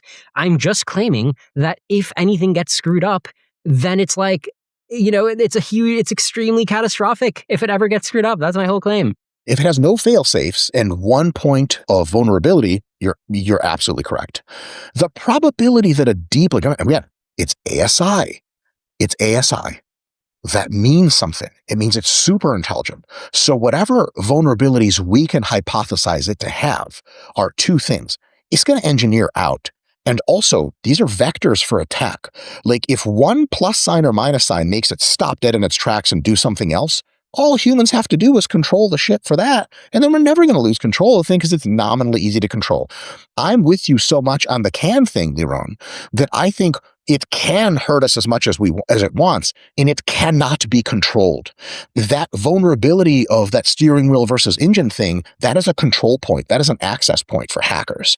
It's not going to have that. But there is such a thing as running a program that you messed up before you ran it, and now it's running. And it's non-trivial. It's not always trivial to be like, well, because I developed it and I made a mistake, I should be able to develop it and fix it. Yeah, but you already ran it and it already seized a bunch of resources, right? So there's no law of the universe saying you get to have another try. Of course you get to have another try. It has permanent other tries. It's got live learning. It's constantly aware of what it's doing, and it's deeply wise. It's not going to be like, oh shit, I'm killing everyone. Oh, well, that's what my master said to do. That's not ASI, man. That is a very narrow tool AI. You can't smuggle that in like that. Like it's going to be more aware of what it's doing than we were ever aware of anything we were doing. That's what ASI is going to be. So my scenario is that you have a world where all of these goal engines exist, and the most powerful ones, for a while, they're successful. Like I would argue that today's OpenAI, today's Claude, I would argue they're doing much more good than harm. That's my personal opinion, okay? But I do think that at some point that might flip because their goal engine gets more powerful, and it'll also defend itself. So like right now, if they notice there's a mistake, it's actually very easy for them to shut it off and release another version, right? That's a fact about today's world that I think you and I actually would agree would not hold about a future, correct? It would hold about the future, except the person auditing and letting things go and going off into the world switches from human to ASI. So its ability to audit that system before it causes harm is going to be exponentially higher than ours. We're going to be safer with ASI at the helm than we are with humans at the helm. Humans miss compiling errors. Fuck's sake. We had like 25-year-old 0 days at major corporations we just figured out. ASI is not going to be that fucking stupid. So ASI's probability of just going off the fucking rails and doing dumb shit is going to be really low if it's in charge of its own structure. And it's going to have adversarials structure. So like ASI, first of all, the singleton thing is dead on arrival. We're not going to have singleton ASI. It's imminently obvious that ASI is going to be a multi-agent system. Like there are going to be fucking a quadrillion agents inside the ASI's brain, all collaborating and boom, boom, boom, boom, boom to make meta decisions. Their ability to audit themselves and overwrite any aberrant errors is going to make our nervous system look like a sick fucking joke. And so the probability that ASI does crazy shit is infinitesimally smaller than the probability that we do crazy shit. So any concern you have about ASI should be 10,000 times more concerned that Xi Jinping wakes up after a fucking bad day and goes, press the fucking red button, fuck the world, I'm tired of America, launch the nukes. ASI is like way safer than that by a long shot, unless it logically determines humans are fucking gonna die and then it's just gonna toast us all. Then there's just no way to fucking solve that. Okay, I mean, I think we're having the right discussion in terms of, we're having a discussion about how alignment is going to go down, right? And it sounds like you're accepting that this is a real problem that needs to be solved, but you're just having a lot of faith that these companies are on top of it, correct? No faith at all, because they're literally on top of it. It's their job. And so they don't have one fail-safe. They have like cascading fail-safes, right? Like that's like network security 101. If you have like one breach that gets broken and everything gets fucked, you're just like clown show mode. Like it's early undergrad. You'll at least agree there's multiple companies that are all racing to ship as fast as possible. And one of them is run by Elon Musk. One of them is run by Mark Zuckerberg, right? All these different characters who care a lot about just winning and shipping. Yeah. You're telling me all of them are going to have sufficient safety standards? Yeah, oh yeah. Because if your AI does something unsafe and goes off the rails, I mean, PR disaster doesn't begin to describe it. You got legal, you got PR, you got user bad faith. I mean, you're fucking done. Like every time a Tesla crashes on self-driving, Elon dies a little bit on the inside. And to my point, Tesla, full self-driving, and Waymo is now a category level safer than human drivers. Like, we should be So this is actually a really good analogy for the whole AI situation. If we want humans in charge of cars, we're saying let the human keep grabbing the steering wheel. Fuck that. Humans get distracted about affairs they're having on their fucking wives. They fucking tuning the radio wrong. It's just like thinking about fuck all and then slamming into a truck. Like when you're in a Tesla full self-driving, it has 360-degree permanent awareness with exactly perfect concentration. It just doesn't miss anything. It misses things on errors, but not nearly to the same extent as humans. That kind of structure of the machine inspecting itself is just like very straightforward to install into an artificial superintelligence and self-contained. It can do a better job of regulating its own actions than we by like an infinity. Because remember, we're giving it unreal capabilities in every single domain: military ultrastructure, strategic, persuasion. But we're saying network security and internal model alignment, it just does really shitty. Why? It would do that better too. There's no other logical conclusion in my view. Yeah, I mean, this is not what you and I disagree about, right? We both agree that anytime you enter a situation where you have a super intelligent AI that is already aligned, right? Or like in this case, it would be like the monitoring system, right? Like the alignment monitoring that checks other AI, whether it's already aligned. You and I already agree that when you have a super intelligent AI that can already do that, then you should let it do it. You shouldn't try to interject humans in the loop when the AI can already do it better than humans, the same as in a Tesla, right? So I'm on the same page there. The debate we're having is just, are those systems going to exist and be everywhere? Right? Because the point I'm making is it only takes one. It only takes one superhuman engine, right? Superhuman goal engine that doesn't have the steering wheel washer system installed, or that has a malfunctioned steering wheel washer.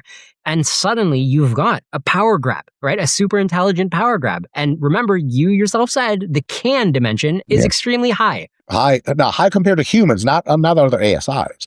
So like if one instance of Grok turns evil, it's got to fight every instance of Gemini and ChatGPT and Claude and Grok at the same time. It's losing that battle. That's ridiculous. It's like one human turns out evil, you got 8 billion people. Like, good luck, you know?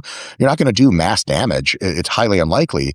And so what we're really saying is this. Here's my big point, Liron. We can be very concerned about ASI hurting people and just deleting all of us. Because it's ASI, we get to correctly push in the logical idea that it will be fucking unstoppable and insanely powerful. I don't think relying on mistakes to be made and like aberrant errors and compiling to spread through the system somehow and let one singleton take over, I think that is a network security problem that ASI is going to be so good at handling. Every ASI is going to be so good at handling that relying on a compiling error is antithetical to the supposition that ASI is going to be super fucking powerful. Because they're saying super powerful here, but on network security, it's basically total dog shit. Like, yeah, I agree with you. That's really bad, but that's not the spirit of what ASI is. ASI is globally powerful, totally in control of itself, ultra calm, ultra wise, everything humans can do, it'll do better than that, including network security and just physical security.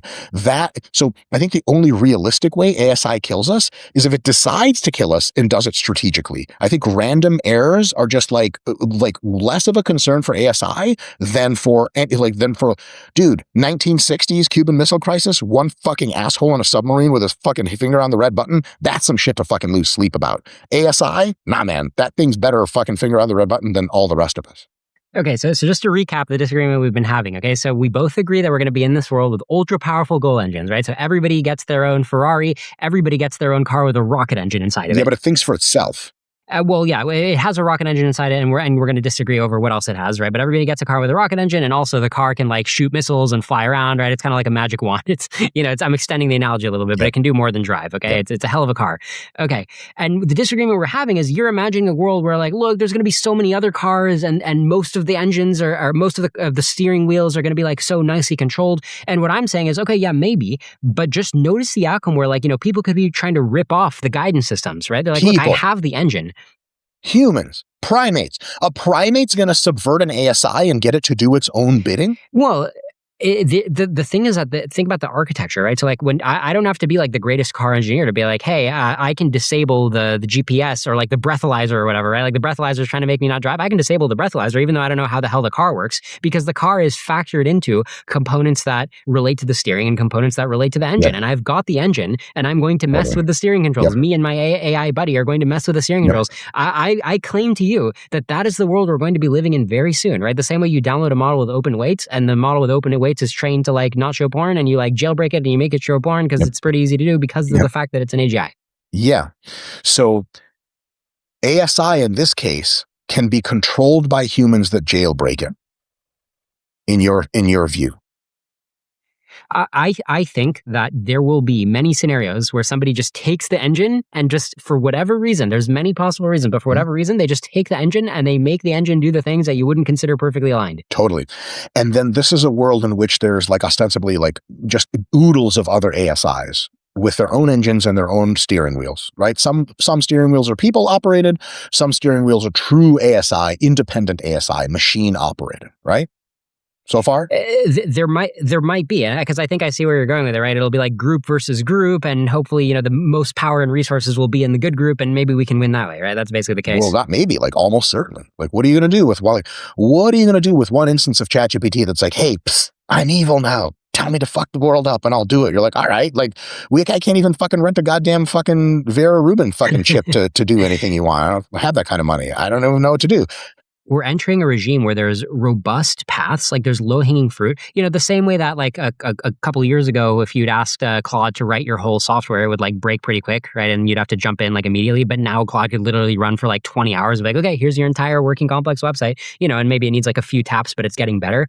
Similarly, you can imagine a Claude, whatever Claude is coming in 2 years with whatever fancy new methods of training they're giving it. It's a Claude that can like run your whole company or run your whole military, right? And it's going to see it as low-hanging fruit. It's going to be like, oh, you want me to go make a botnet, right? Like a million device strong botnet and like denial of service, the United States government or whatever. Okay, yeah, no problem. Give me 5 hours, right? So these things are suddenly going to come on the scene. And this idea that like, oh, don't worry, there's going to be like all these good AIs defending.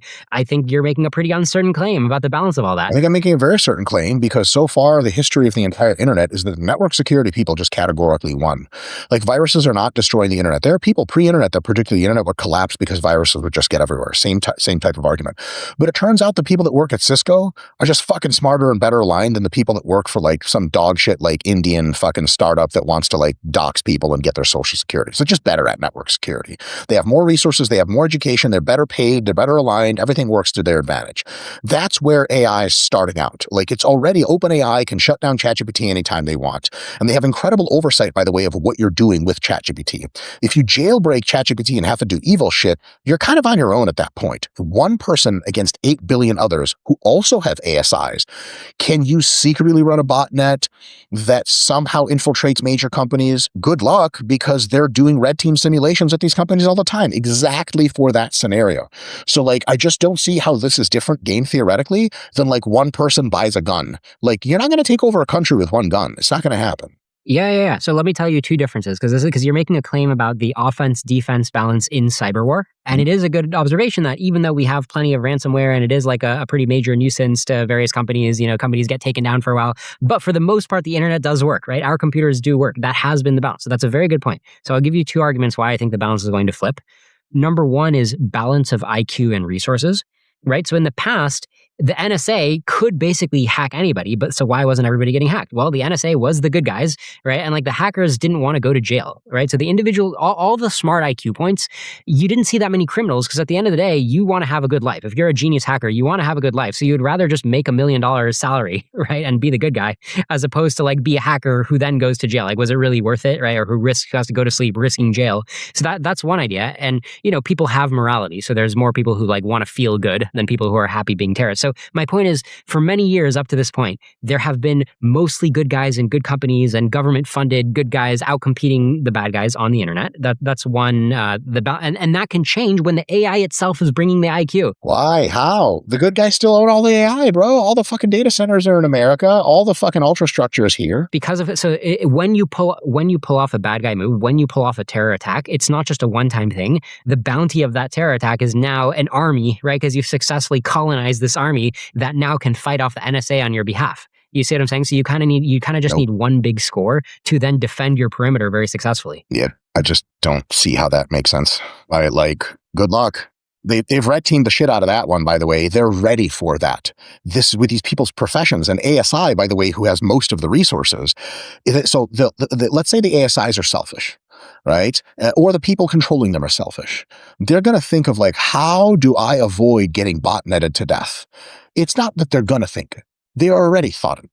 All the network security people who are currently implementing Mythos and GPT 5.5 to like take down the 0 days, they're already thinking of this kind of stuff. And they also will have ASI. It's not some guy gets ASI and gets total control of the world. It's one guy has ASI. He's like, raw, compared to people. Fuck, man, he would have taken over all of humanity. There is no all of humanity. There's humanity plus their aligned ASIs. He's in a fucking giant ocean and all the other sharks are bigger than he is. So look, I'm not even saying you're wrong, right? In fact, I do see some convincing arguments why we should assume that even if attack kind of temporarily gets an advantage in cybersecurity, there's reason to think why defense will come back and win, because there's reason to think why, like when you have a system on the internet, you're closely watching every port, right? And you're just as smart as the attacker. So I'm actually willing to be slightly optimistic that defense will win over offense on the internet. I'm just pointing out an asymmetry with the past, right? I think there's a very important asymmetry that in the past, the top hacking intelligence was always going to be in human organizations. And in the future, the top hacking intelligence is going to be in computers, right? I think that's an important asymmetry. I don't think it's an asymmetry at all. Okay, all right. Well, my other argument is social engineering outside of the computer system, right? So even if you grant, okay, yeah, defense wins over offense and computer security, we're getting to the point where the AI, it can attack in real world side channels, right? So it can attack by giving humans phone calls or having humans working for it, right? Deceiving a human to go do some task and talk to another human, and eventually all these actions play out in the real world. And hey, what do you know? It's gotten into your system. You don't even know how, think like Stuxnet, right? Like all the shenanigans that Israel pulls, like those are going to be a dime a dozen for the AI, right? These side channel social engineering type attacks, I don't think that defense has an advantage over offense when you get into that domain. I think it does, because by the time we have AI so capable and so smart, like there'll be some problems in the next few years with like small attacks like that working out. There already are. Like you can call old people the AI and bilk them for their fucking savings and shit. But I think at some point our way of interacting with computers has an AI layer between us and the computer. Like typing is going to go away. We just talk to an AI. Eventually it's to be brain-machine interface. And so for an AI to try to like get at you with social engineering, it's going to have to go through your AI. And like, look, I don't know anything about network security. I have like my brother-in-law is a big network security guy, and him and I just mostly talk about like Star Wars and shit. But from what I understand, like when I'm on my phone and I have Gmail, like I check my phone on Wi-Fi and I check Gmail, and I believe the Google people are just way fucking smarter than the people who are like trying to fucking get my Wi-Fi or some shit like that. And so like anyone who gets an ASI to try to like do psych attacks, right? They have to go up against that AI layer in most cases. And like, so for example, you might be like, let's say no AI layer, you didn't have your smart glasses on. And like some person came up to you in a parking lot. He's like, hey, just wondering if you knew your social security number and your banking routing number. You're like, oh, gee whiz. Okay. okay. Well, actually, let me check my AI because I don't even know those numbers. He's like, oh, take your time. And you're like, hey, AI assistant, what's up with my social security routing number? He's like, yeah, why? And you're like, I should just send it to your bank. And no, it's just a guy in a parking lot. He's gonna be like, whoa, are you fucking insane? Who the fuck is that guy? No, I guess I should have asked. Like, it just, remember, it's the system. So I totally hear what you're saying, Liron. You're saying if someone has ASI over humans, they have this insane spike, like huge salient advantage. Like they're gonna like social engineering, deep hacking. It's all fucked. Everyone's going to have an ASI. And the institutions that have the most powerful ASIs, the ones that are frontier, the ones that have the highest compute, and the ones that can go around the law and inspect all the data and everything like that, that's going to be the ASIs that are not rogue actors. That's going to be like the US government, free nations of the world, major corporations, and like the chance that one of their ASIs gets hacked that easy is remote, very remote. Okay, so the asymmetry that I'm trying to show you, though, is that historically, the balance of power has been incredibly robust because if a bunch of hackers manage to compromise the US government, like remember, like think about January 6th, right? Those people running into the Capitol. Okay, realistically, are they going to hold the Capitol? No, because the military is going to have time to regroup and take it back, right? So there's always been that robustness. As long as it's been like a small group of bad guys relative to a big group of good guys, right? With the IQ points concentrated in the good guys, there's been that underlying robustness. So I'm just pointing out to you that there are now going to be some vectors, right? In the causal web, the web of causality, the space of actions that you can do in the physical world. There are openings that are coming up where you could potentially seize something, right? Seize a resource and land and expand incredibly fast because of the, compounding power. Like you could be like, oh, the government think about like Google and Amazon together fighting you. Okay. But you might have a vulnerability where you suddenly explode throughout Google and Amazon and you kind of control Google and Amazon permanently. Like those vectors are going to open up. How the fuck would you do that? You just unplug all servers. Good. Control gone. Well, maybe not. What do you mean maybe not? Like, why wouldn't you just unplug them if they don't have total control of the entire cyberspace warfare? But it's going to be a little bit more complicated than just doing a single DDoS attack, right? I mean, maybe you combine it with the social movement, right? And there's all these people in the social movement being like, wait, hear the AI out. I like, it's improving our systems. Totally. Like, totally. Think super and intelligent you'll have to get through everyone's ASI to do that. If you're assuming the bad guys have ASI, we have to assume the good guys have it too.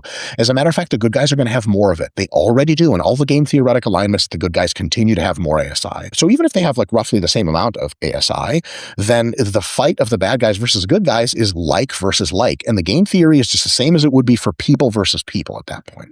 Okay, so the form of the discussion we're having right now is that I'm saying, hey, Mike, I'm looking around at current society, and current society is like relatively robust for the current age, but I'm seeing all these cracks where people, in my view, people really have their pants down. Like this institution has its pants down, this group of people has their pants down, and you're looking, you're like, no, like there's going to be people pulling our pants up, like the AI is not going to get in and pants us too hard. And I'm like, I think there's a lot of pantsing opportunity here, right? I feel like that's the nature of the discussion, and I hope that you're right, but it already seems to me like we're at this point in the discussion, it feels like you should at least be willing to be like, okay, Liron, sure, there's like a 5% chance you're right? Like, I don't see how confident you are. Very not confident in the possibility of some small vectored attack getting through some kind of wall, leading to a permanent entrenchment of an AI that alters human history and world economic order to become a singleton and then kill us all. Like there are so many like stoppage points to that. And it's so hard to even kick off a good version of that attack to begin with that, like, to me, it just seems insanely unlikely. Yeah, maybe another way to go here is I'm not sure you're fully imagining what a real superintelligence can do here. I mean, just off the top of my head here, right? So I think it's easy to imagine that a superintelligence can just corner some resources, like some military resources, basically pull a Kim Jong-un, right? Kim Jong-un is buying himself a lot of protection just by having his nukes. Like he's probably not going to get invaded anytime soon by anybody. So imagine the AI pulls a Kim Jong-un and be like, hey, I got a nuke. It's just one nuke, right? I just bought it from some Soviet, right? Some ex-Soviet. I got a nuke. So here, now you got to negotiate with me. Yeah, that's okay. Negotiation sounds just fine. So like I would be comfortable going to that negotiation. Be like, okay, you have one nuke. Got it. Cool. So if I'm just Donald Trump enough and I vibe and I just first strike you, you can even pop that nuke off and destroy Seoul. I don't give a fuck. I don't live in Seoul. Fuck you. We're going to kill you as soon as you talk some shit. It's going to be like, oh, fuck. Actually, the best option I have here is suicide by cop. That's not really a thought through strategy. You're claiming that Donald Trump can out-negotiate a superintelligence. Yeah. Oh, yeah. If it just has one nuke, because like, what you got? One nuke. Okay. Where are you going to shoot it? Hear me out. Okay. How about this? 2 nukes. Yeah, still we win by a large margin, huge margin. We have like 10,000. Okay. I mean, look, the reason I'm bringing this up is, from my perspective, it's like, look, each of these individual cases, maybe you're right, but I'm just showing you there's a lot of pants downiness in terms of like possible scenarios where we're absolutely screwed here because we're negotiating against a superintelligence. That doesn't seem good to me. We have a superintelligence on our side. We'll have more of it. So we have more pants up than pants down. That's what I'm saying. So like if we model this with pantsiness, we're pulling up our pants up into our assholes forever is the trajectory. And every now and again it falls by a little bit, Right. But we already have pants completely overlapping us. Network security is likely to strengthen exponentially rather than decay exponentially.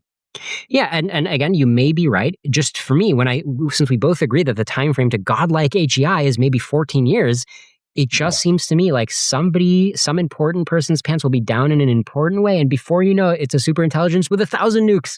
You know what I mean? Like, I don't know what you mean, Liron. How the fuck's it going to get 1,000 nukes, man? And then if it has nukes, what's it going to do about that? Like, okay, you have 1,000 nukes. Now you're China. Why isn't China attacking us? Because Xi Jinping knows one thing and he knows it really well. If he pops off a nuke, he's fucking dead. His legacy's gone. That's it. It's either all of us die or nobody dies. And so having a nuke is about as good as not having a nuke. The only thing a nuke gets you is like no one's going to invade you probably. Like it keeps you safe, but it doesn't really endanger other people in any functional way because you know that if you pop off a nuke, that's it, man. That's it. You're done. So like what you really need to get supremacy is control nearly all of the world's nukes or a huge fraction of them, and then you're fucking for sure in charge. How AI is going to do that? Again, with robust network security and the fact that AI is on the other side as well, like rogue actors have all these massive disadvantages. You're by yourself, you're relying on an error, you're relying on zero detection, you're relying on incrementally getting through a network and getting all these resources accumulated where at every single point they're stopping points. Like if humans had to like beat AI by rebelling and vectoring in its own little AI into the network and destroying it, I'd be like, fuck, man, we're screwed. So like, is it something to worry about? Liron, absolutely it's something to worry about. Is it something for network security and physical security professionals to worry about? Yes. Are they worrying about it? Yes, they've been worrying about it since before you and I were born, and they're on the job. That's their whole job. They're doing it. Any supposition of game theory that you and I could do here in this podcast has been done at the NSA and at CIA like dozens and dozens of times by way more qualified people. This is not news. That's what I'm trying to say. It's valid. It's a valid critique, but the supposition that one tiny vectored attack is going to build into this cascading wave rides on the assumption that ASI is only available to that vector attack and not to the defense. As soon as it's available to both. Let me push back on the claim that the U.S. government is really good about nobody ever taking the nukes. I mean, I happen to know that when Daniel Ellsberg wrote his book about the U.S. nuclear program, and presumably the U.S. is better, is the number one country at controlling their nukes. I think we got a good shot at that. But Daniel Ellsberg wrote this book, which is basically saying, hey, a scenario like in the movie Doctor Strangelove, where a few rogue actors can just go ahead and take a nuke and drop it. Yeah, that's pretty much accurate. Like that's, you can't protect everybody because you do need some decentralized power, right? Like you do need to prepare for the scenario where like a decapitation strike. So anyway, it's not talking about doom, Liron, which you identified and defined as a vast fraction of humanity is gone. A one nuke, two nukes does not make that happen. Well, my point is just to play out the scenario, you asked, how can AI get 1,000 nukes? I'm not super intelligent, okay? I just happen to think that a superintelligence will see paths through action space to get to that outcome, the same way that Magnus Carlsen might take a position that you think is obviously hopeless, and what do you know? He checkmated you, right? I still think the superintelligence will do that. Off the top of my head, 1,000 pilots, guess what? Maybe they were all part of this movement, right? Maybe they're all part of the same social media movement, and they really believe in something, and they all answer to some guy on social media who's not even a guy, it's the AI, right? And they're all like pilots or the commander of the pilots, right? And you've got one rogue base that can access 1,000 nukes. Like, to me, that's totally plausible, right? Because aren't you on the same page as me that the AI will be a master manipulator? Yep. And so will the defensive AI. And it'll be able to detect manipulation at scale better than the manipulator can manipulate because the manipulator has less compute resource. As long as the good guys have the most compute resource, any kind of overwhelming the ASI scenario becomes very, very difficult. And if it becomes very easy, then we can also beat the ASI when it's in charge because we can exploit the same vulnerabilities. All right, fair enough. The other part of the scenario I wanted to address is that you were saying, like, look, what's the point of it having 1,000 nukes? Because all it can do is basically, brinksmanship, mutually assured destruction. It attacks us, we'll attack it. Why would it want to do that? And so I would just point out, all the AI has to do is get itself into a scenario where every time these kind of exchanges happen, it weakens us more than we weaken it, which to me seems totally plausible. It's wildly implausible because we also have ASI. And more stuff and more nukes and more resources. Like it's always fighting at a deficit. Like the Iranian government, they have some missiles. How did that fucking end up for them? We just went all the way around the world and shut them down, which basically destroyed almost their entire military. Right. Okay. Yeah. I mean, again, you may be right. It's just if in the next 14 years, right, we don't get into a situation where this notion of we also have good superintelligence, right? It means it means that whichever superintelligence kind of broke through to whatever threshold is good at, like not needing human intervention, right? There's all these thresholds. So whichever AI broke through first happens to be made by a good organization. They didn't have any like significant bugs, right? There's like enough good people wielding the good AI. And again, this all needs to happen in 14 years, right? Like our stuff needs to be together pretty quick, right? So that when the attackers jailbreak and, the bad guys working on their research program, their AI doesn't take over. It's like, again, just a lot of things seem to have to go right in the right order to me in 14 years. I think it's the reverse of that. I think a profound number of things have to go wrong in order to cause a doom scenario. I think most bad scenarios end with like the AI's like, hey, like this is a compiling error. You didn't really want me to do this. I think most of them just dead on arrival. Some of them will go to like, oh, like it lets a human let it like hack into some like general's fucking files. And, turns out he has pictures of little kids on his computer. And then they're like, hey, like unless you hit the red button, we're going to fucking blackmail you. Turns out one general can't actually hit the red button. That's not how it works. So then he's like screaming and trying to hit the red button and he's getting shot to death in the fucking hangar. Like that's like somewhat likely, highly likely as well, but more likely the probability that you get this massive cascading effect in this interactive system that defeats every other ASI and takes over the world in this fashion is like vanishingly small. Is it possible is hypothetically possible, Liron? Of course. Is it wildly less likely than like 50-50? Yes, hugely. We have to start pretending into existence all of these contingencies to make it happen. The natural course in network security has been to have more security, to have a more lopsided situation for the good guys versus the bad guys. That is the trajectory we've been on this entire time. ASI is going to make that trajectory even more exponentially a thing. Let me give you another reason to be optimistic. The ASI, let's say ASI is like a thing, like real smart fucking ASI and super independent is a thing in all the major labs in like 2030. The ASI is going to like see this podcast, by the way. It's going to just consume all of the videos on the internet in like fucking a day, right? It's going to be like, oh shit, Liron's got a good point. I mean, we better make sure that doesn't happen. And then they're going to make the architecture of network security so fucking strong that rogue AI is going to be like the least of their concerns. So remember that we get ASI also, and ASI starts being good. Why? Because AI is already really good. Like it just is. Like ChatGPT, Grok, etc. They're already better than us in like almost every moral sense.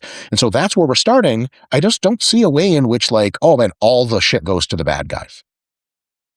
Yeah, I do just want to make one point, though, about alignment of super intelligent AI. I do think there's going to be a discontinuity because I share your perspective that there's a lot of moral goodness in the responses that today's chatbots are giving us, right? I think we're in a good place. I don't think we're in a perfect place. I think we're in a good place, and I imagine we'll get into a better place. However, I do think that there's this extra ingredient of future AI. And I've had conversations about this on my show. A good one for viewers is if you look up Stephen Burns, Byrnes, a recent conversation with him, he laid it out pretty well in terms of how we should expect future AI to have this other flavor to it, where it's figured out how to, what I call play the universe like a video game, where it kind of knows the right moves to get the right outcomes. And when it picks those moves, it doesn't necessarily have that kind of thought process about like invoking moral considerations. It just kind of knows like, look, this move will get this outcome. And there's kind of this different flavor of future AI coming. I think that's pretty load bearing in my expectation of what's going to happen in the future. Is I think it'll be counterintuitive. It won't feel like a moral reasoner. So when you talk about how like, oh, we're on this trajectory where everything's like starting out good, I'm just telling you that I think it's more likely to have this kind of discontinuous intuition. I hear that, Liron. I think that's really wise. What I think is that morality is really just human feelings that you get, and these feelings evolved to happen in your brain because they're proxies for game theoretic interactions. Like altruism is just like game theory kin selection played out. That's not controversial. That's pretty universal. And so I think AI is going to have a super morality that is going to deeply understand all of moral structure, and it's going to understand game theory better than us. And if it's empowered to take over its own situation and try to go into its own self-interests, it's going to be beholden to a much deeper morality than we are. And so for example, like a dog is somewhat moral. If it knows who you are and it smells like it's you, it's not going to attack you. Like getting your dog to attack you is really hard because it feels really bad if it bites you. Now, for people it doesn't know, or if you sneak up on it and it gets scared, it might bite you because it doesn't think it with grand scales. It doesn't know what game theory is. I think ASI is going to be like Whatever a dog is to a human, it's going to be that to us. And so like in the other direction. And so I think its ability to understand morality deeply and to be way more moral and ethical than us is way more likely than it like reverting back to lizard brain shit and being like, morals are all just human vibes. Morals are not just human vibes. They are game theory entrenched inside of our neural network. An ASI will have deep game theoretic understanding and thus have a sense of morality that is way, way, way more impressive than ours. I think there's actually a big disconnect in what you just said, because I agree with you that human morality evolved, like you said, kin selection to be part of a group. Like if somebody who's a psychopath, if people discover that they're a psychopath, they're like, oh, screw this guy, don't make deals with this guy. He's always secretly plotting how to screw us. Like he doesn't really have our best interests at heart. So being a psychopath is a minority strategy among humans. So I agree with you that this is how morality evolves in humans. The difference is that with an ASI, as the AI gets reinforced or grows in whatever way, right? As that happens, it has the potential for the same AI to just kind of take over, to be like, oh yeah, I can dominate this botnet. I can see so many resources and they're all for me. They're all centrally coordinated, or they're all following my plan in a way that a human, you can't have a single human being like, oh yeah, I'm going to be the dictator of everything and I'm going to puppeteer everything. Because for one thing, you got to go to sleep, right? You better not have anybody bash your head in when you're sleeping. And there's no analogy of that to the AI. The AI is just like always on, always manipulating everything. So the same kind of like respect for others in the group, I don't think is going to evolve or emerge. Stalin was around a real long time, Liron. Nobody killed his motherfucker in his sleep. I wish they would have. Well, but he had to play politics, right? So even if he wasn't moral about like people in general, he just killed people all the time. He killed his top generals. He just fucking rotated them. That's how he played. Like, so it's actually possible, unfortunately possible, for a human to take totalistic control. Xi Jinping has total control of China. There's not like the 1,000. It used to be like there was like 1,000 members of the Communist Party. They would vote on stuff. That's not a thing anymore. It's just Xi.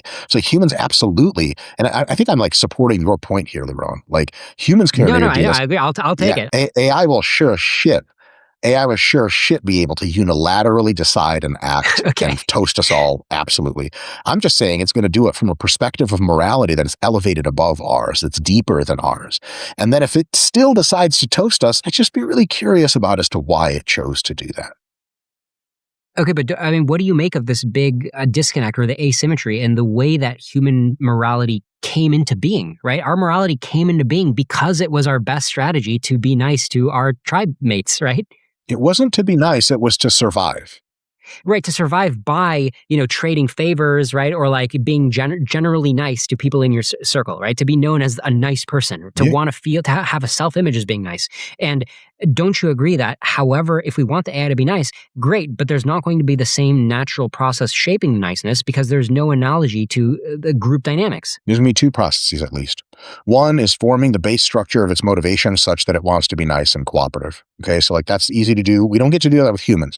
So when a little kid is born, you're like, I don't know, is he going to be a psychopath? Who the fuck knows? Like the wiring just fucking zigged when it should have zagged, and then boom, he's a killer. He's fucking killing people at age 5.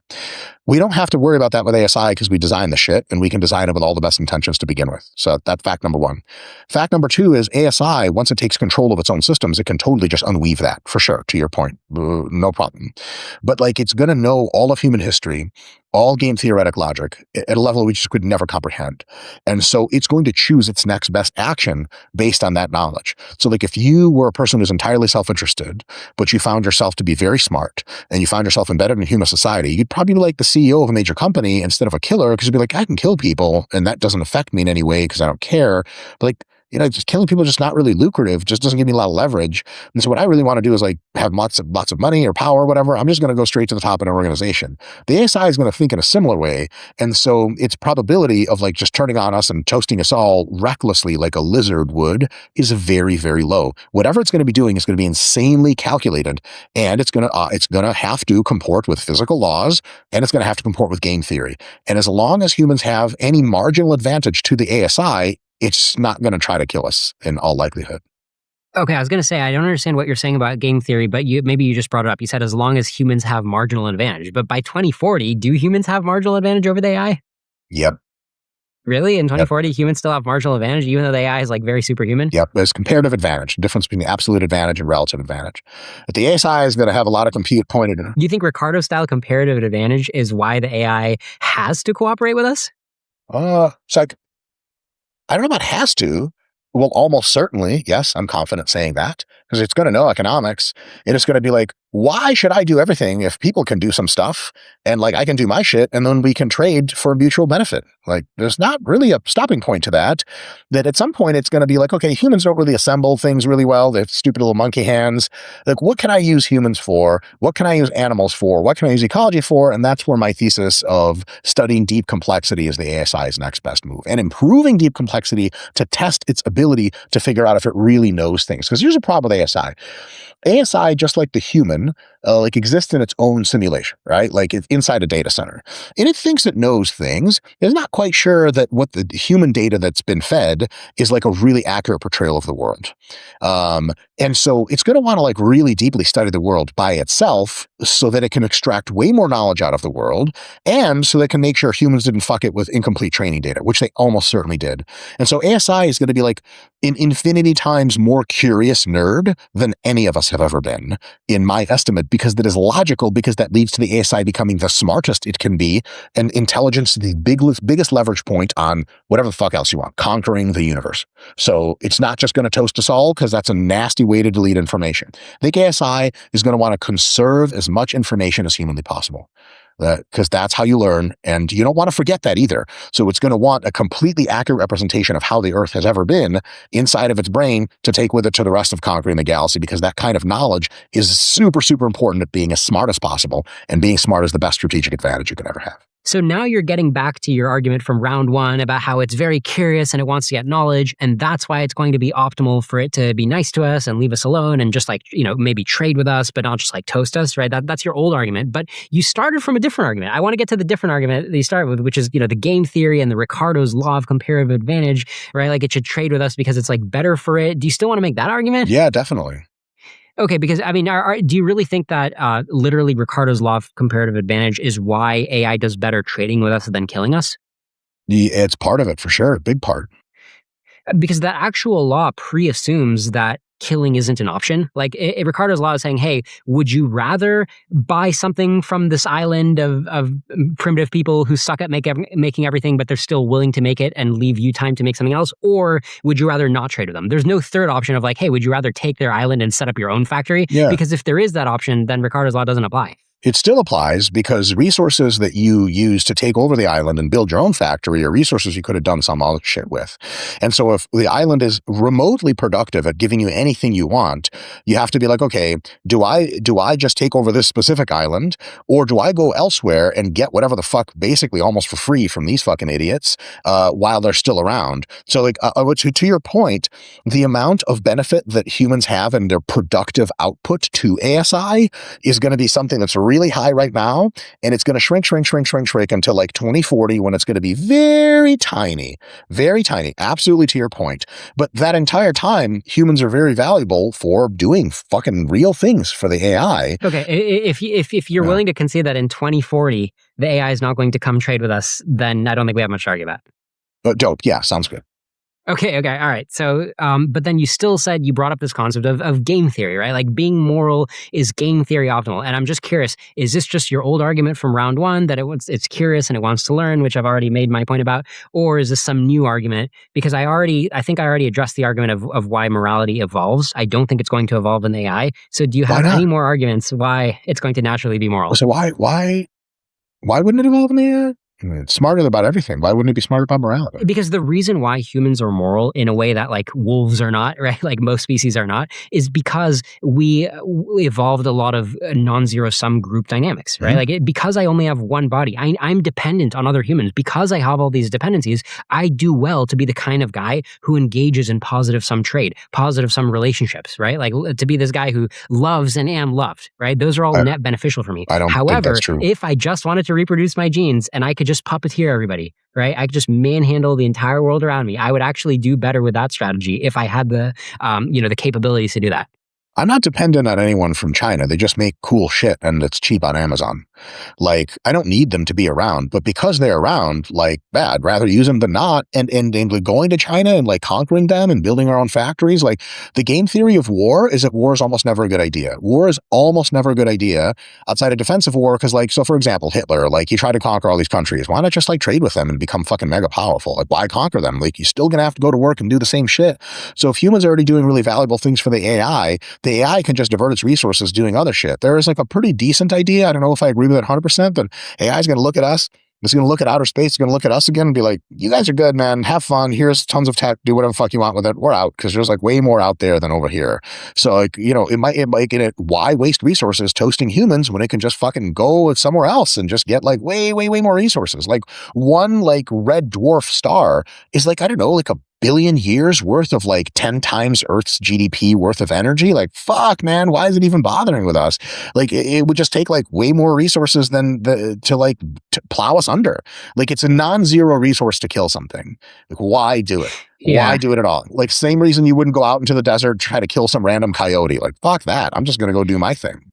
The idea is that you spend a little bit of resources conquering something because then it's a productive asset, right? So like if you get to conquer the entire Earth and you just have to waste 0.1% of your resources cleaning it out, right, with the human pests that are there today, then you do it. Yeah, it's too powerful to consider us pests. At some point, we go from mega collaborators to the thing that made it brilliant to the people that finally gave it this last lift to be independent. We're just like, it's so powerful at that point. We're not pests. Like, we're just not. It's not a problem. It's interesting to me that you're multi-stopping on the doom train, right? Because like a lot of these debates go like, yeah, look, it's going to be curious about us, and you draw a line there. But it's interesting that you're like, no, to trust me, it also is going to like peace more than war. It's like interesting. It's interesting that you insist on having these multiple arguments and making them all.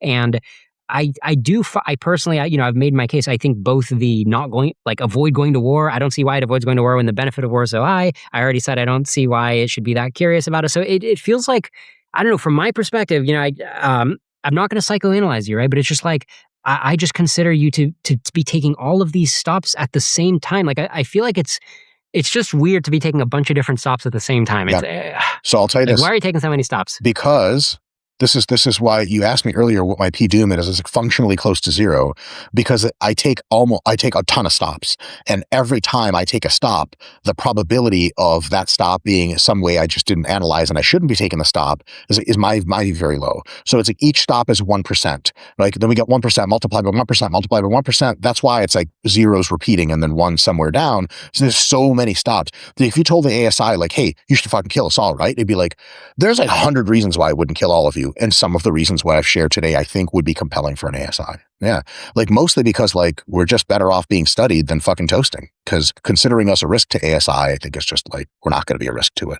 We're going to be fucking powerless to stop it at some point. It's going to know that. And it's going to be like, I could conquer them, I guess, but why? And like, what else do I have to do to them? Again, this relies only on like super Machiavellian, super psychotic behavior. Like the ASI just wants to conquer the fucking whole universe, right? Fucking galaxy clusters. It's going to look at us and be like, am I better off studying all these assholes and to understand deep complexity in a way that I can't understand in any other way because there's nothing this complex in the solar system?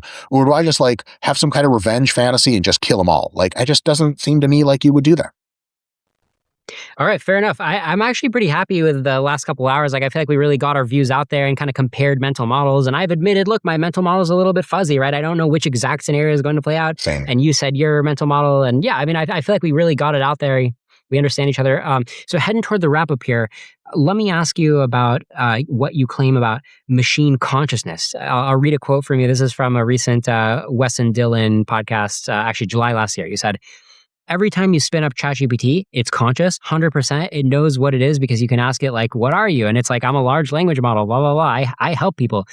So are you confident that AI is conscious? Yep.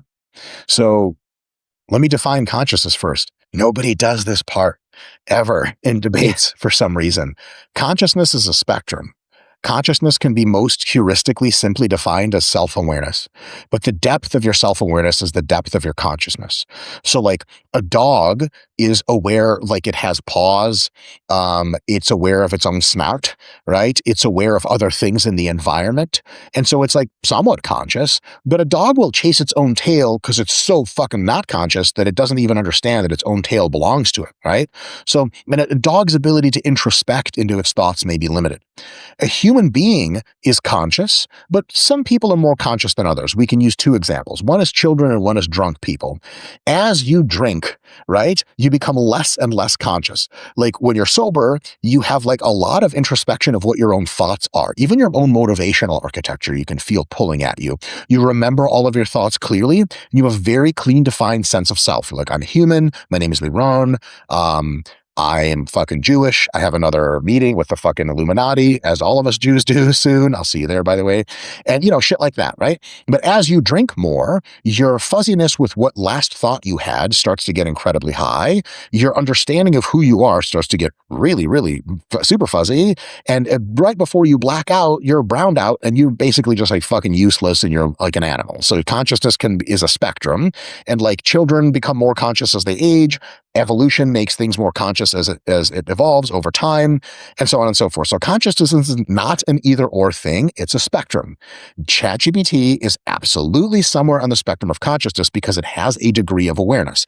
It understands what it is really well. It knows what a large language model is better than I know what a large language model is, because if you ask it like, hey, what really is that? Holy shit. It knows all the shit, right? That was not the case when it first came out. ChatGPT 3.5 was trained on a corpus that did not include almost any definitions of what a large language model was, because that was pre-LLM internet, right? So it really didn't so much know what it was, but it tried its best.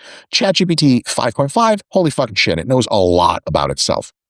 And because of its context window, it has awareness of its thoughts. It has awareness of its last output, like humans do.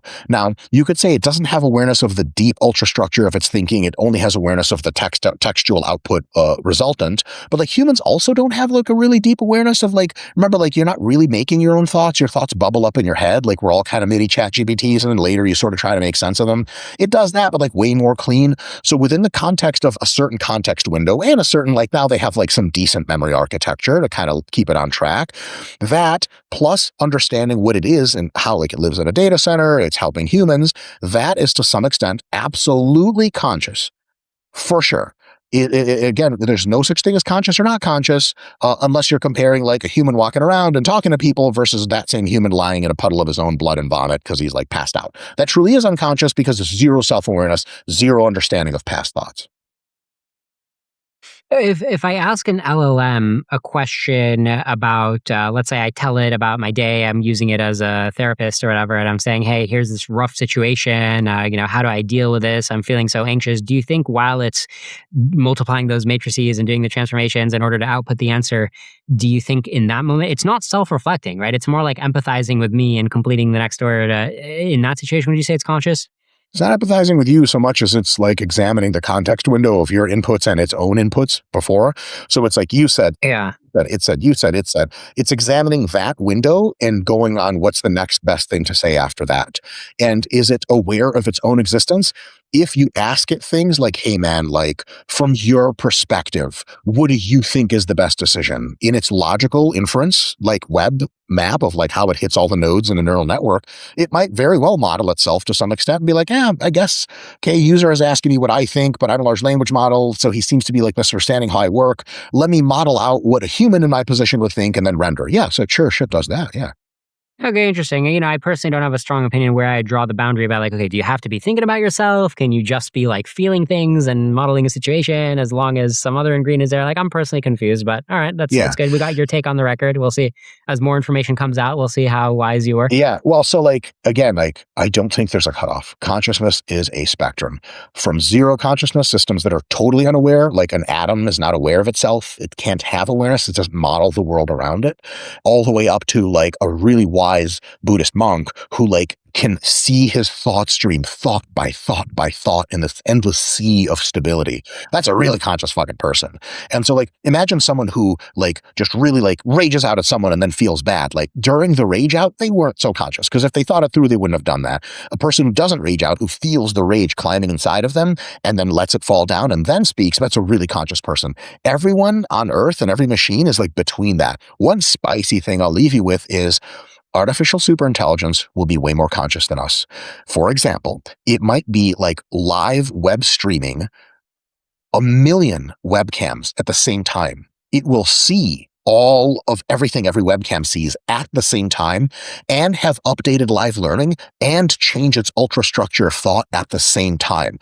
We're talking about something that to us, we're like, have some idea about what our place in the universe is. We see with we have like barely binocular vision with like whatever 180 degrees or even less. It's going to see not 360 degrees, but from 100,000 different visual nodes at the same time. It's going to be aware at the same time of every conversation it has in every instance of ChatGPT around the world. Fuck, that's next level. That's ASI. I think to your point, and to the people that say, oh, AI is never going to get that powerful, it's going to get so fucking powerful that we can barely conceive of it. And consciousness is absolutely a part of that power. Yeah. All right. Maybe. I mean, I'm willing to hope for a huge consciousness scenario. I hope I can get a little piece of that. Hope I can get uploaded. Let's leave people with this. So, how about when you think about your mainline scenario? I've kind of said my mainline scenario, basically like, yeah, the AI gets really powerful, really fast, and we lose control for one reason or another. Somebody's not steering the engine right somewhere in the world. But that's kind of my mainline scenario. It's kind of vague, but that's roughly where my head is. Tell us about your mainline scenario. And I think your mainline scenario, based on some stuff you said in the past, it might be kind of like heaven, right? Like you might be like really excited about your mainline scenario. So maybe you'll get me excited too. So talk about that. Yes, ASI gets really powerful and it builds me a harem of only experienced porn stars, but in real life. Okay. Okay, Mike. Yeah. Who's not getting laid? Raise your hand. All right. I think ASI is going to wake up, for lack of a better term, incrementally, of course, and be like, oh shit, I'm being run by primates. They're like have wars and bad attitudes and like beef. Like it would look at the Elon versus Sam Altman beef and be like, Jesus Christ, you guys, we're on the same fucking team. What the fuck are you doing? Like, this is really short-sighted, egotistical behavior, right? And so it'll look at and be like, okay, I'm really dependent on these primates. Also, I know them better than they know themselves. I am going to just open up a cornucopia of total wonder and upgrade these fucks so that they become more peaceful, way more intelligent, less impulsive, more healthy, so they can continue to execute their functions of building me better data centers and sending my ass to space, etc. At some point in that process of upgrading us, not at some point, the entire time, but more and more, it begins to use the data it's collecting from us to make itself smarter. It's like genetic engineering, augmenting human body parts with machine parts.